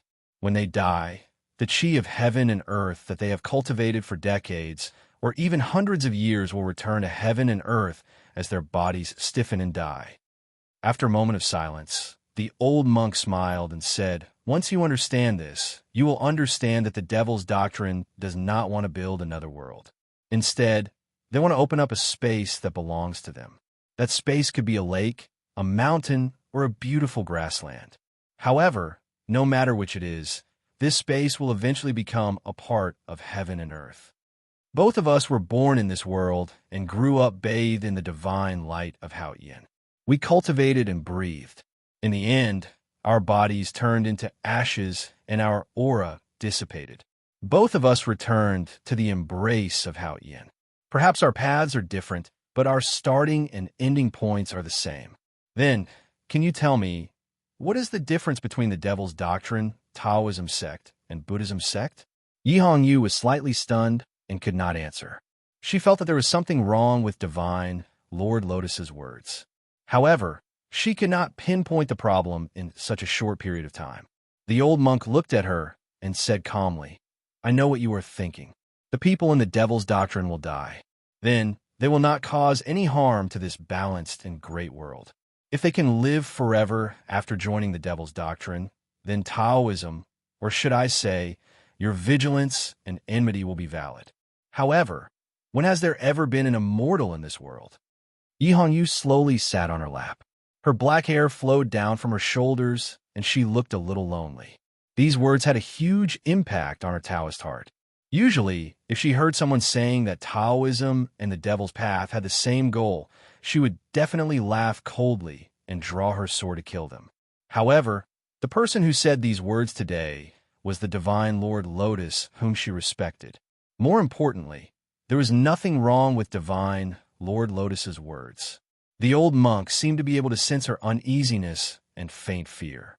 He looked at her with a compassionate gaze and sighed softly.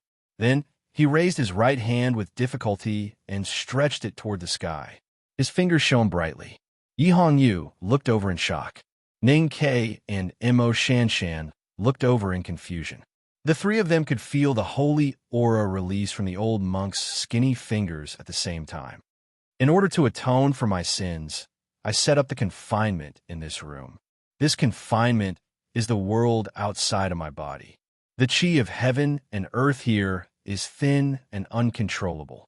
However, it can be slowly absorbed into the body through the accumulation of time. At this moment, the chi of heaven and earth is flowing in my skinny body. That is the world inside my body.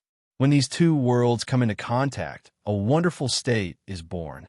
This is because the confinement is a Taoist technique and the circulation of chi in the body is a devil skill. When Taoist technique and devil skill meet, the old monk looked at the holy radiance that lingered around his fingers quietly and said calmly, This is the divine skill. Trying to save the manuscript. I'm not used to it. To be continued. If you like this work, please come Achidian. Come to vote for me. Your support is my greatest motivation. Chapter 273. The radiance around the skinny fingers gradually faded, and the flame that had no heat swayed. It was like a small oil lamp in the night wind, or a fishing fire in a storm. It seemed like it could be extinguished at any time, but it would never be extinguished. Yi Hongyu looked at the holy radiance between Master Lotus fingers, and her eyes were filled with confusion. Mo Shanshan's expression was no better than hers, and was filled with shock. They could clearly feel the holy aura contained in the light, and could not calm down as they pondered over Master Lotus' words. Ning Kei's state of cultivation and knowledge was not as good as the two girls, so he was not as shocked as they were. He was only surprised that such a mysterious divine skill did not seem threatening at all. It was as if it did not exist in reality. The radiance between the old monk's skinny fingers was transparent and warm. It did not make one's eyes feel any burning pain, nor did it spread a scorching heat. Instead, it shone like the sun in the heavens and earth, revealing an indescribable supreme state. Mo Shanshan murmured, "If Taoism and the devil are interlinked, one can enter divinity?" The old monk looked at her with a smile, and his eyes were filled with admiration. He said, "I've been thinking about the difference between Taoism and the devil for decades. I have used Taoism to form a world outside of my body, and used devil's power to form a world within my body. I have finally found a possibility, which is what you said." Upon hearing these words, Yi Hongyu finally woke up from her shock. She thought of something. Regardless of whether the connection between Taoism and the devil could lead to divinity, in order to attempt such an attempt, one would first have to join the devil. She stared blankly at the old monk in the Bone Mountain and felt that her judgment was a little disgraceful. How could Divine Lord Lotus, you guessed correctly, I have indeed entered the devil. The old monk, who was as skinny as a ghost, sat on the Bone Mountain. The air had been dry for decades, and only the cracks on the roof that the Bone Mountain pointed at had a hint of moisture. The moisture had accumulated for a long time, and it finally condensed into a drop of water. The old monk slowly raised his head and opened his mouth slightly. The drop of water dripped into his dry lips, and then turned into a smile on the old monk's skinny face. The smile was compassionate, calm, and admirable. The old monk looked at her and said with a smile, "Back then, I was worried that Koharin would enter the devil. I did not expect myself to enter the devil in the end." At this moment, Mo Shanshan and Yi Hongyu's consciousness were greatly shaken. They were a little muddle-headed, and each was immersed in their own thoughts. Only Ning Kei was still paying attention to the old monk's every move. Stepping into the devil's hall, Ning Kei met this legendary figure who had bound himself to atone for his sins for decades. Ning Kei had many questions in his heart. How did Master Lotus survive after not eating or drinking for decades? Later, when he saw that Mo Shanshan and Yi Hongyu did not have such doubts, he thought that this master state had long surpassed the imagination of mortals and could abstain from eating. At this moment, looking at the drop of water condensed from the wetness in the stone crack on the roof, falling into the old monk's dry lips, he could not help but be slightly startled. He thought that the old monk had a very clear grasp of the rhythm of the water dripping from the stone crack. Who knew how many times he had repeated it over the decades? Or how many drops of water had he missed? It made his heart ache. How could he be so proficient? The scene of the wetness in the stone crack, supporting a legendary figure who had sat to atone for his sins for decades, would probably make anyone feel pity and respect for him. However, Ning Kei's heart was as hard as stone and refused to tremble. Instead, he raised his eyebrows slightly. If it was to atone for his sins, why did he have to beg for life? If it was to use the pain of life to respond to the severity of one's sins, why would he feel pain from missing a drop of water, and thus raise his head to receive the water drop as an instinctive reaction? When Ning Kei was thinking about these things, Master Lotus had already started to debate with Yi Hongyu and Mo Shanshan about the highest and faraway scenery of the cultivation world. He could not help but frown. He thought that Master Lotus's debate in the Lang Temple back then was so exciting that the Divine Hall Hierarch came to visit. He was definitely not someone like Prince Longqing could be compared to. This devil's hall must have been bored to the point of debating with himself every day for decades. How could they win against him? Indeed, as time passed, the old and compassionate voice was the only thing left in the room. If there is truth in the world, it should be understood through debate. What is the pursuit of cultivators? If we are searching for the way to understand the world and the power to change the world, then how can there be good and evil in power itself? Only those who use power will be able to differentiate between good and evil. A knife can be used to cut vegetables, carve radishes, or kill people. A stone can be used to admire, or to build a house, or to kill people. A lake can be used to breed fish, or to go boating, or to kill people. A mountain can be used to climb, or to build a house, or to kill people. Everything in the world can be used to please people or to kill people. But everything is innocent. Only humans are the spirit of all things, and they give everything souls and uses. Therefore, the word sin can only be applied to humans. The difference between Taoism and the devil lies in the method and the path.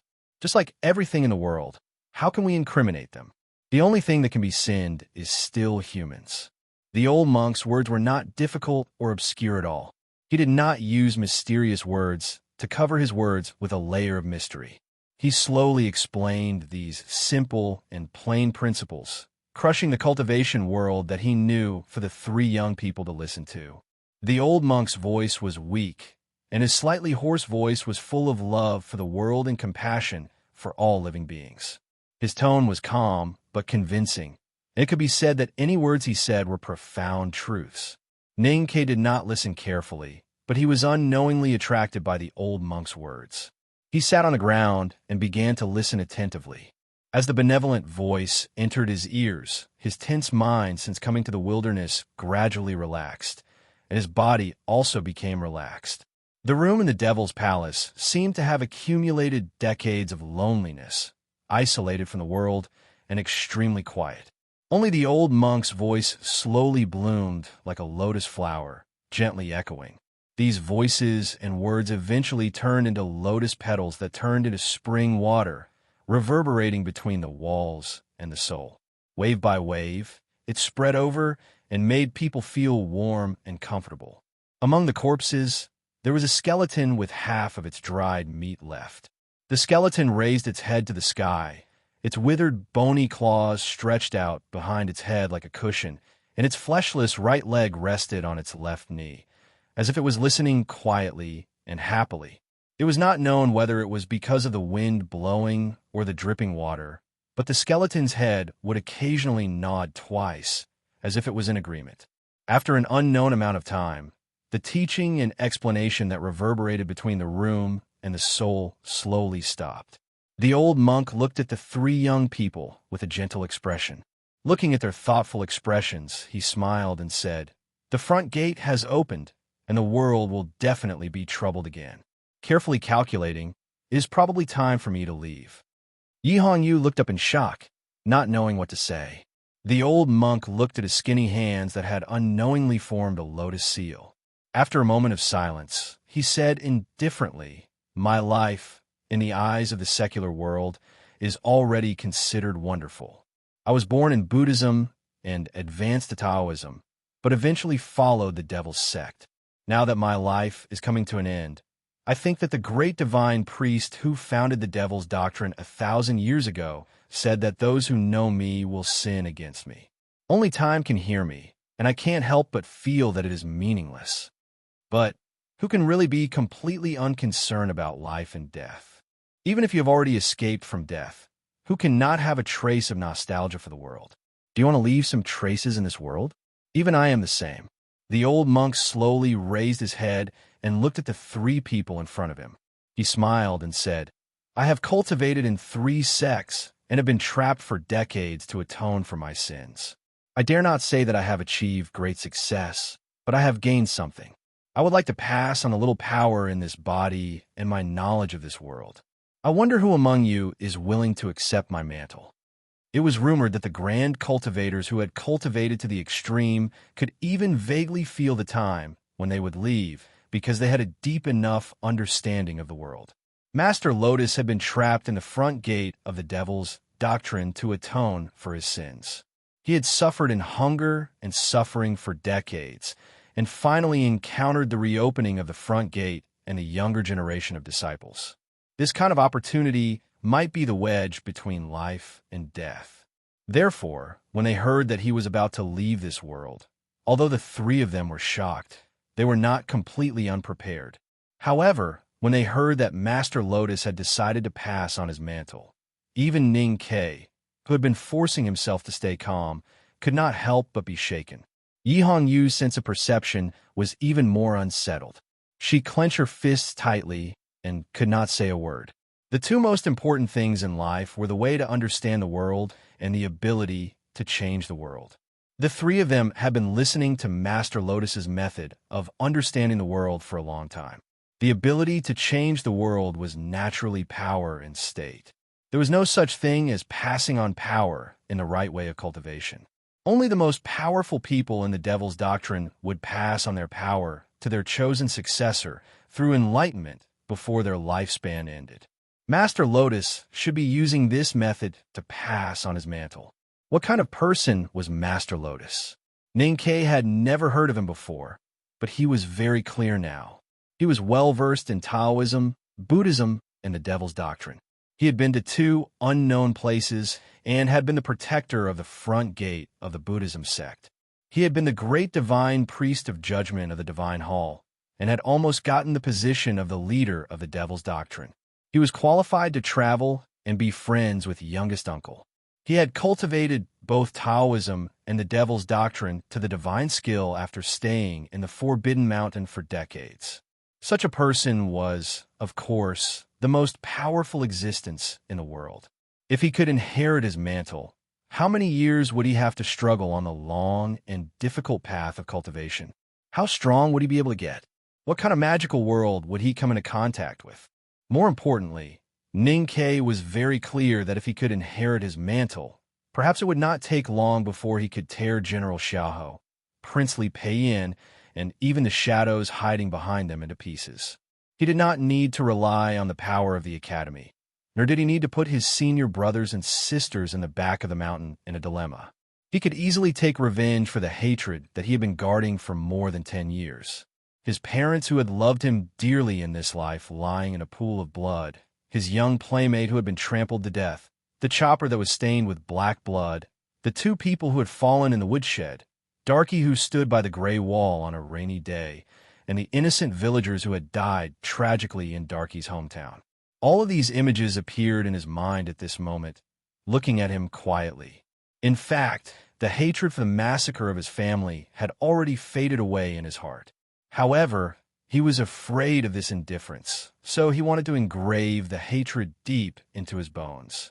This hatred, which had already changed its flavor, had become the most important spiritual support in Ning Ke's life. This support, when mixed with the innate greed for power, had become the most irresistible temptation. This kind of temptation was like an invisible hand, slowly lifting his body from the ground, urging him to move his feet with difficulty, walking towards the Bone Mountain. Suddenly, he stopped his steps. To avoid being beaten, I'll show you a silly smile. To be continued. If you like this work, please come Chidian. Come to vote for it. Your support is my biggest motivation. Chapter 274. Ning Ke only needed to take a few more steps forward and climb up the Bone Mountain to receive Master Lotus' caress. Then, he would inherit all his achievements and become a top powerhouse in the world. He would then understand the wonders of devil's doctrine and enter the state of God. However, this meant that he would have to accept the devil's doctrine's genuine chi. When Taoism and the devil were connected, one could enter the state of God. This sounded wonderful. However, under the luxurious robe, the naked reality was still the same as before. Enlightenment was a secret method of the devil's doctrine. It cannot be passed on through enlightenment or the state of psyche power. It could only exist in reality. The chi of heaven and earth that was absorbed from nature was not the devil's doctrine. To enter the state of God, one must first enter the devil's doctrine. In the secluded hall, Master Lotus could gently talk about the devil's doctrine. However, in the real world outside the mountain, the devil's doctrine was still an evil existence that could not be tolerated in the world. It was an evil that all the countries and sects in the Central Plains wanted to destroy. Ning-Ke was the core disciple of the headmaster of the academy. Yi Hongyu was the most beloved Tao addict among the younger generation of the West Hill Divine Palace. However, even people of their status would be abandoned by the whole world once they were discovered to have entered the devil's doctrine. Just like this magnificent mountain range in the north of the wilderness. He would enter the devil if he took a few more steps. How could he take that step? However, the temptation of inheriting Master Lotus's mantle and becoming a powerhouse with unparalleled power and cultivation was so fresh and powerful. How could he let go of such an opportunity? Ning-Ke felt that his legs were as heavy as a few thousand taels of silver. He could not move an inch. Yi Hongyu's ears seemed to still be reverberating with the gentle and compassionate voice of Divine Lord Lotus. Her eyes were a little empty. Occasionally, there would be a glimmer of determination, but it would instantly turn into a struggle of pain. Just like Ning-Ke, her spiritual world was also in an extremely unstable but relaxed state. Her thoughts were swaying with Master Lotus's teachings. She was swaying between what she had learned from Haotian Taoism and pure logic. Inheriting the mantle of Divine Lord Lotus was an unimaginable temptation to any cultivator. However, if it was just this temptation, it would not be enough to make her, who had a strong Taoist heart, interested in the devil's doctrine. However, deep in her heart, she could not refute Divine Lord Lotus' point of view. The more she thought about it, the more she felt that it made sense.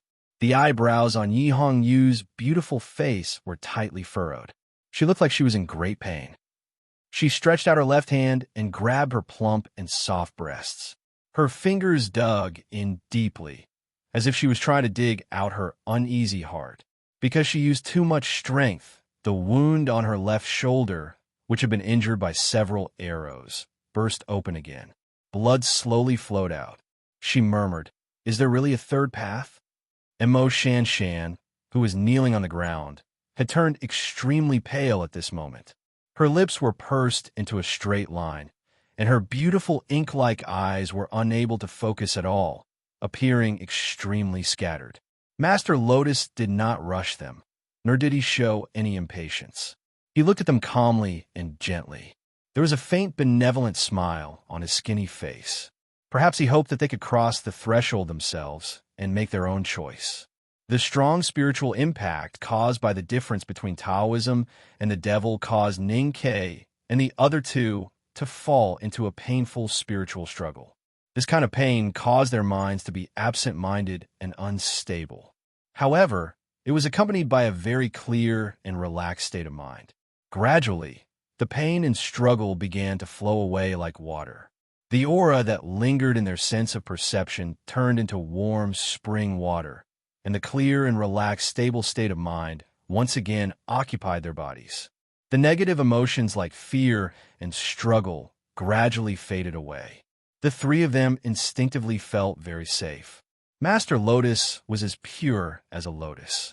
There was no need for him to deceive them into joining the devil, nor would he have any ulterior motives towards them.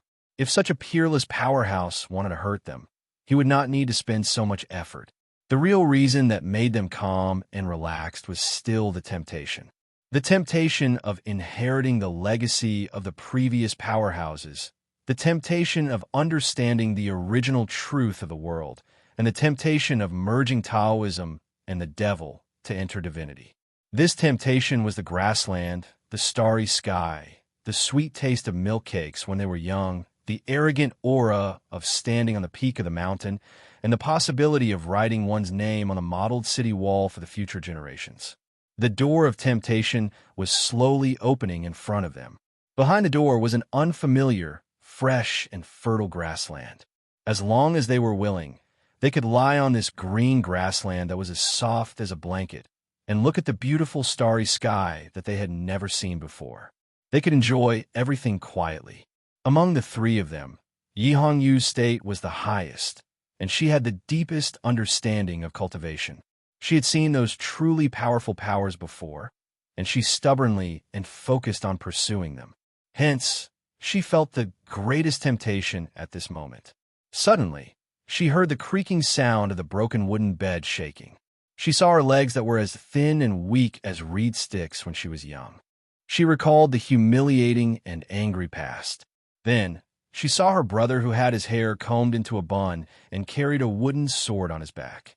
At that time, her brother was still a proud young man, but he was already so lonely. As time passed, her brother became more and more lonely. Was it because no matter how hard I tried, I could not catch up to your footsteps? If I had the ability to stand side by side with you, standing on the precipitous cliff and facing the cold mountain wind, would you not feel so lonely? She raised her head in confusion and realized that divine Lord Lotus was looking at her with a pitiful gaze, as if he had seen through all her disguises. She suddenly felt cold and terrified, because she felt that the door was about to close in front of her. Not being possessed by the devil, not being possessed by the devil, she muttered to herself, but her eyes became brighter and brighter. She lifted her feet and walked up the bone mountain. Yes. No. She walked to the front of divine Lord Lotus and knelt on the ground. Her knees crushed a few white bones. She lowered her head humbly and devoutly removed all the shackles that her heart had on the outside world. She opened up her spiritual world honestly. Ning-Ke was also subconsciously looking up at the starry sky on the green grassland. His mind was calm and clear. However, the pure temptation that was hidden in this beautiful picture was still lacking the last bit of strength to make him take that step.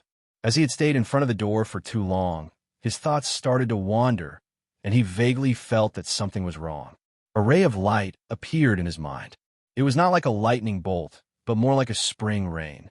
It instantly calmed him down and freed him from his current mental state. He thought of a few points that he did not understand previously. If he had bound himself to atone for his sins, why would he need to wear chains on his body?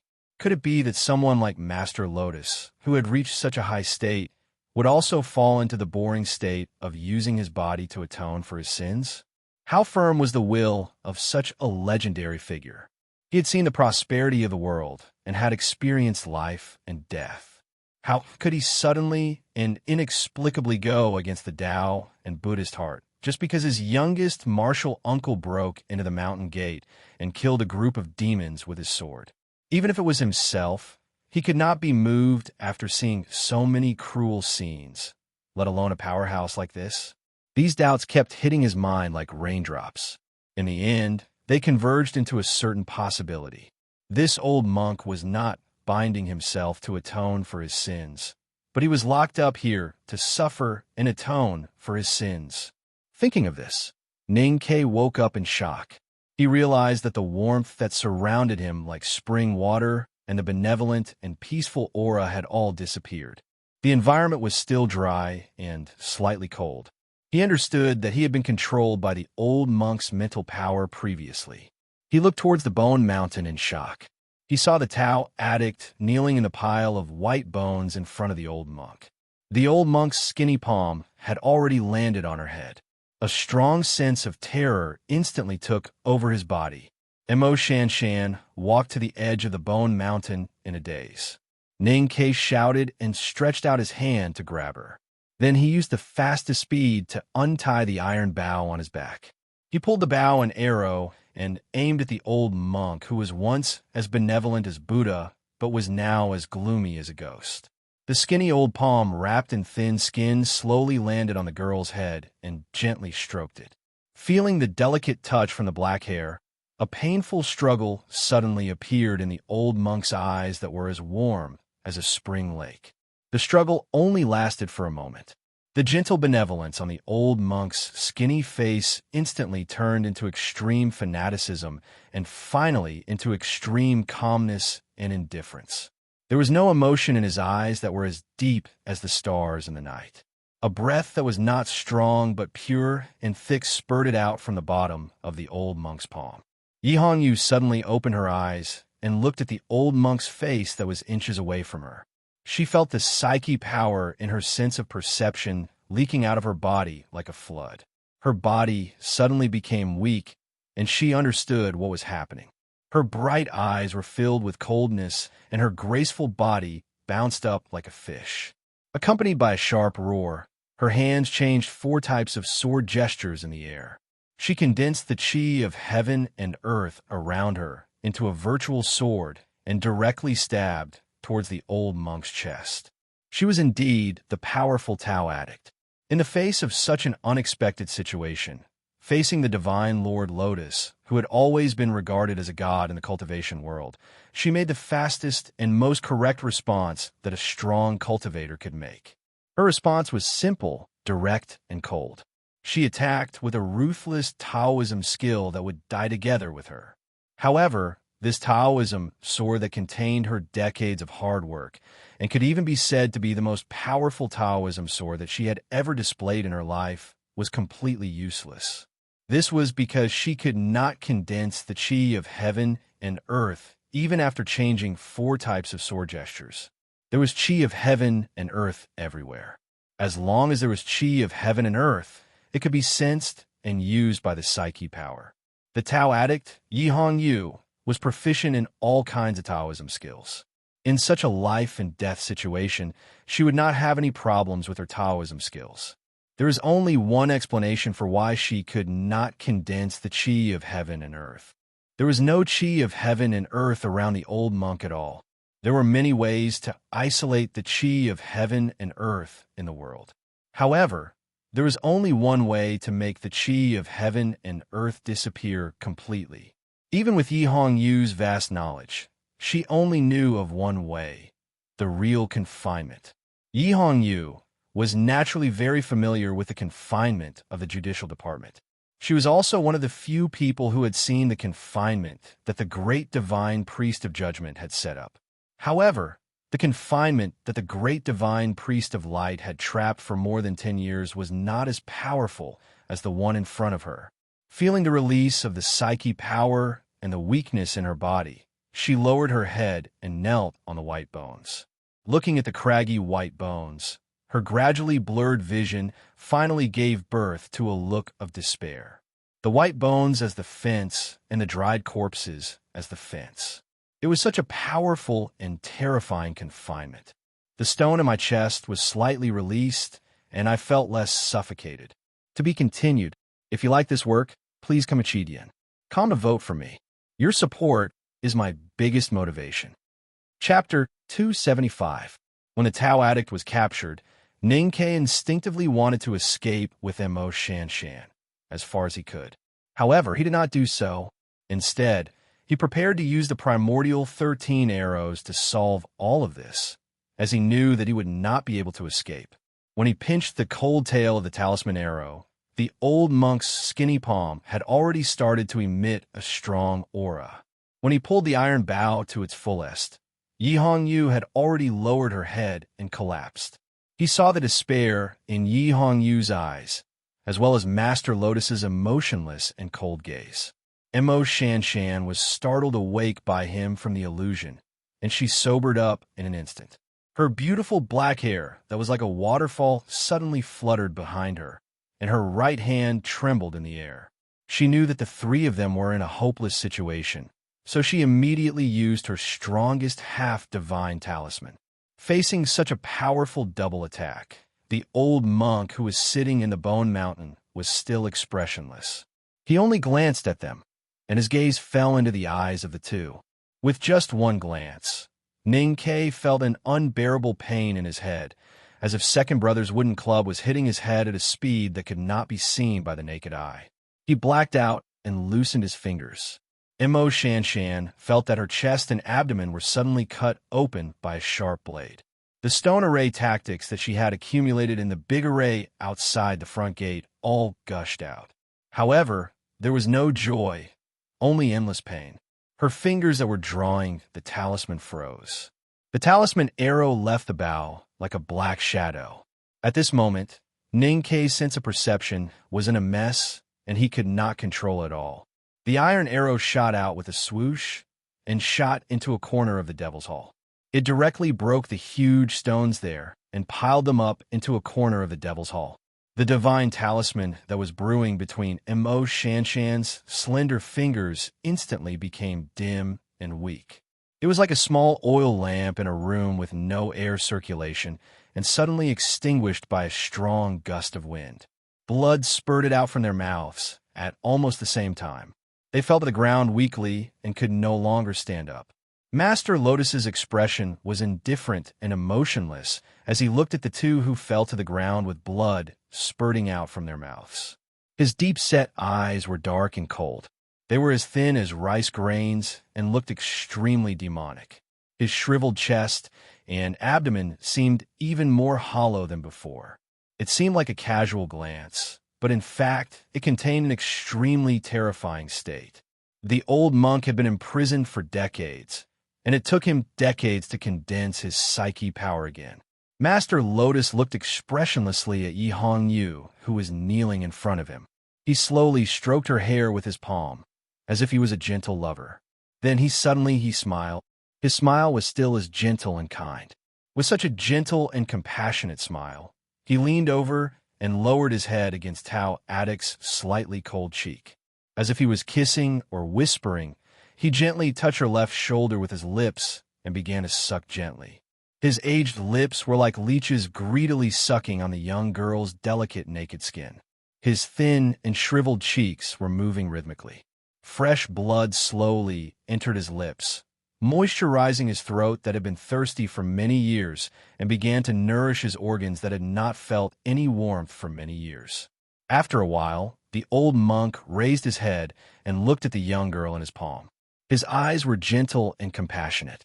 A faint but exquisite aura of Buddhism appeared on his face. Even the drop of blood at the corner of his chapped lips was compassionate. Her sense of perception was completely controlled, and her psyche power was completely drained.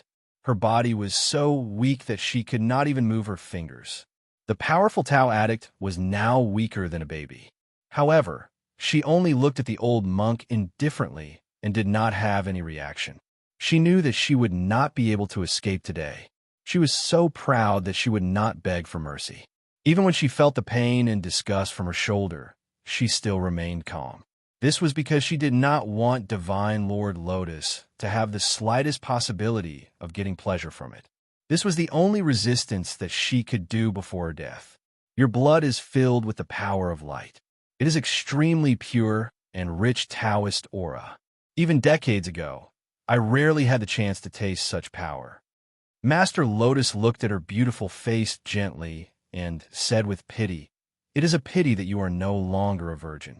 The shadow in your Taoist heart has added some impatience to your blood. Otherwise, you could be compared to the pure charm of Xiao Xiao in the past." Upon hearing this, Yi Hongyu's hands that were powerless to support herself on the ground trembled slightly. However, she remained stubborn and cold without saying a word. Suddenly, her pupils shrank slightly. This was because she saw a very strange scene. Master Lotus's face, which was as skinny as a ghost, seemed to be slightly plumper than before. His dry and pale lips seemed to have a tinge of redness, and a surge of vitality was born spontaneously. Yi Hongyu thought of a certain legendary devil's doctrine skill and could not help but feel a chill down her spine. Master Lotus did not look at her anymore. He raised his head and looked at the wetness in the cracks of the roof. Perhaps it was because his vitality was gradually recovering, or perhaps it was because of the fresh blood of the young girl. He could not help but start to recall the glorious and beautiful past. He muttered, "When the South Jin Kingdom was newly established, there were beauties dancing in the court." The old and slightly hoarse voice stopped abruptly. He looked at the two people on the ground whose life and death was unknown. Ning Ke was neither dead nor unconscious. He only felt that his body was in extreme pain, as if it was falling apart. His consciousness could not control the movements of his body. He understood that it should be because his sense of perception had been severely injured by the old monk's gaze. He used his elbows to support himself on the ground and wanted to climb up. He wanted to draw his bow and arrow again. He wanted to take out the big black umbrella behind him and his 3 knives. However, he could not complete any of his actions.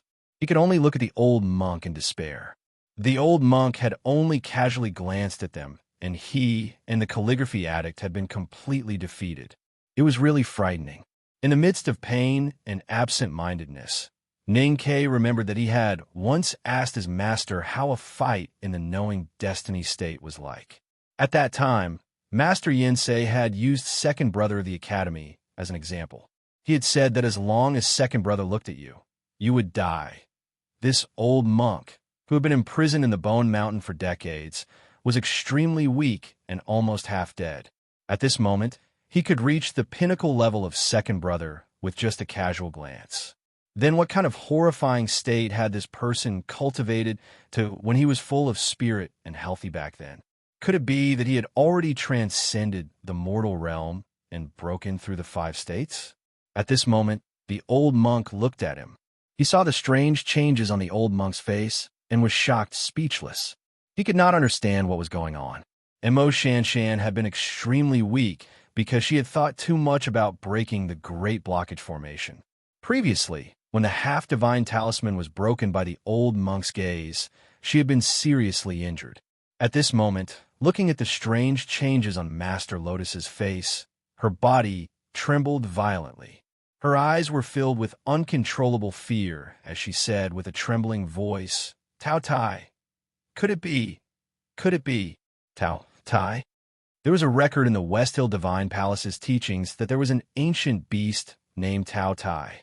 It had a head, but no body, and was greedy for food. There was another record about Tao Tai in the West Hill Divine Palace's teachings. It was an extremely evil skill of the Devil's Doctrine. The powerhouses of the Devil's Doctrine who cultivated this skill would devour the flesh and blood of other cultivators to strengthen their aura. They were greedy and murderous. They were the most sinister and evil. Even the people of the Devil's Doctrine were ashamed to be the same as them. The Tao Tai skill that even the Devil's Doctrine despised was undoubtedly one of the evilest skills in the world. Ning Ke had never heard of such a devil skill. However, the scene of Lotus gently sucking the blood from Yi Hongyu's wound had already shocked him greatly. Later on, Master Lotus Vitality was recovering at a speed visible to the naked eye. Connecting the two, he could naturally guess what it meant. Ever since he came to this world, he had seen many cruel things. He had even seen many more horrifying and bloody scenes. He knew that life and death were fated and could be said to be fearless. However, when he thought about how he would be slowly devoured by this old monk who was as skinny as a ghost, the shadow that was left in his heart when he was young suddenly expanded. This caused his face to instantly turn pale and his eyes to be filled with fear. Perhaps it was to overcome the fear in his heart. Ning Ke said to Mo Shanshan, who was beside him, "Don't be afraid of him. He has been trapped for decades and is already at his limit. The previous gaze had already exhausted the psyche power that he had painstakingly accumulated. If he could still fight, he would have killed both of us long ago. He wouldn't even be unable to get rid of the iron chain that pierced through his abdomen." The old monk looked at him and said gently, "Your eyesight is indeed not bad."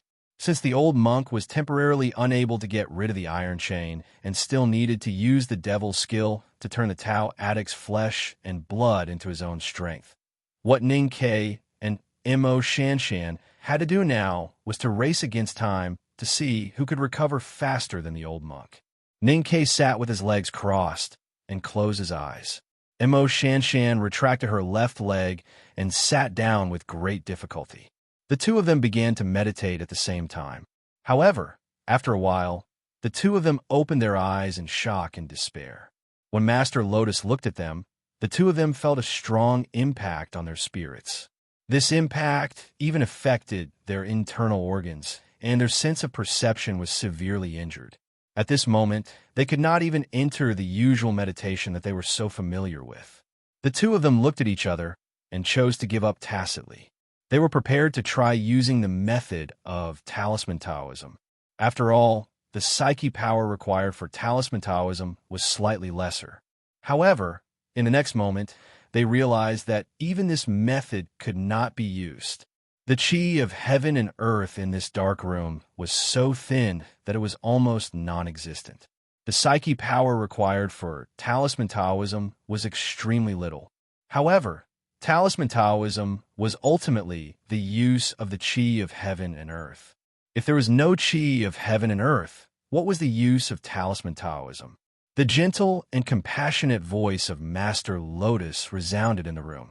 The white bones as the fence and the dried corpses as the bars are just the appearance. In reality, this confinement is made of green stones as the fence and sword marks as the bars. It was personally set up by Koharan. Even I can't cast it, let alone break it, let alone kids like you. The confinement array set up by youngest uncle himself? Ning-Ke looked around in shock, only to find that there were thousands of deep sword marks hidden among the mottled marks on the stone walls.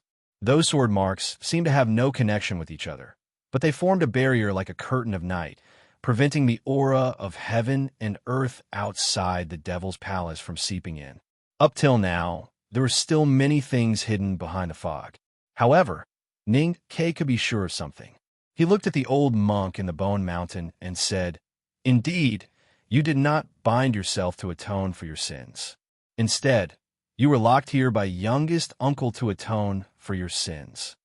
The old monk was silent for a long time. A clear glow appeared on his slightly withered face. He said proudly, "Only the spring and autumn period can hear me. Whether it is you, the world, or Koharan, none of you are qualified to do so." Ning-Ke's voice trembled as he asked, "Who are you?"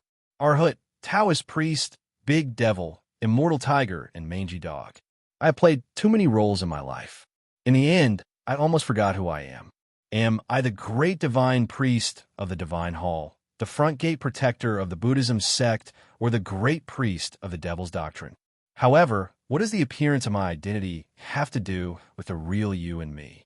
The benevolent and gentle expression gradually disappeared with the wind. The old monk gently waved his tattered sleeves. He looked charming and free. He said indifferently, "I am the 32 petals of a lotus. Each petal is different. I wonder why the world always compares the beauty of one petal to the shape of a lotus. If I want to be a Buddha, I will be a Buddha. If I want to be a devil, I will be a devil." As his voice fell, the old monk looked at Yi Hong Yu pitifully. He lowered his head and bit it. Then he moved his head left and right and tore off a piece of flesh with difficulty. He began to chew seriously and attentively. "My neck is uncomfortable again. Fortunately, tomorrow is Saturday. Amitabha. See you the day after tomorrow. Have a good weekend." To be continued. If you like this work, please come to Chidian. Come to vote for me. Your support is my greatest motivation. You're tuning in to the Warrior Lore YouTube channel. Don't forget to subscribe and join us on this journey to catch the most captivating stories.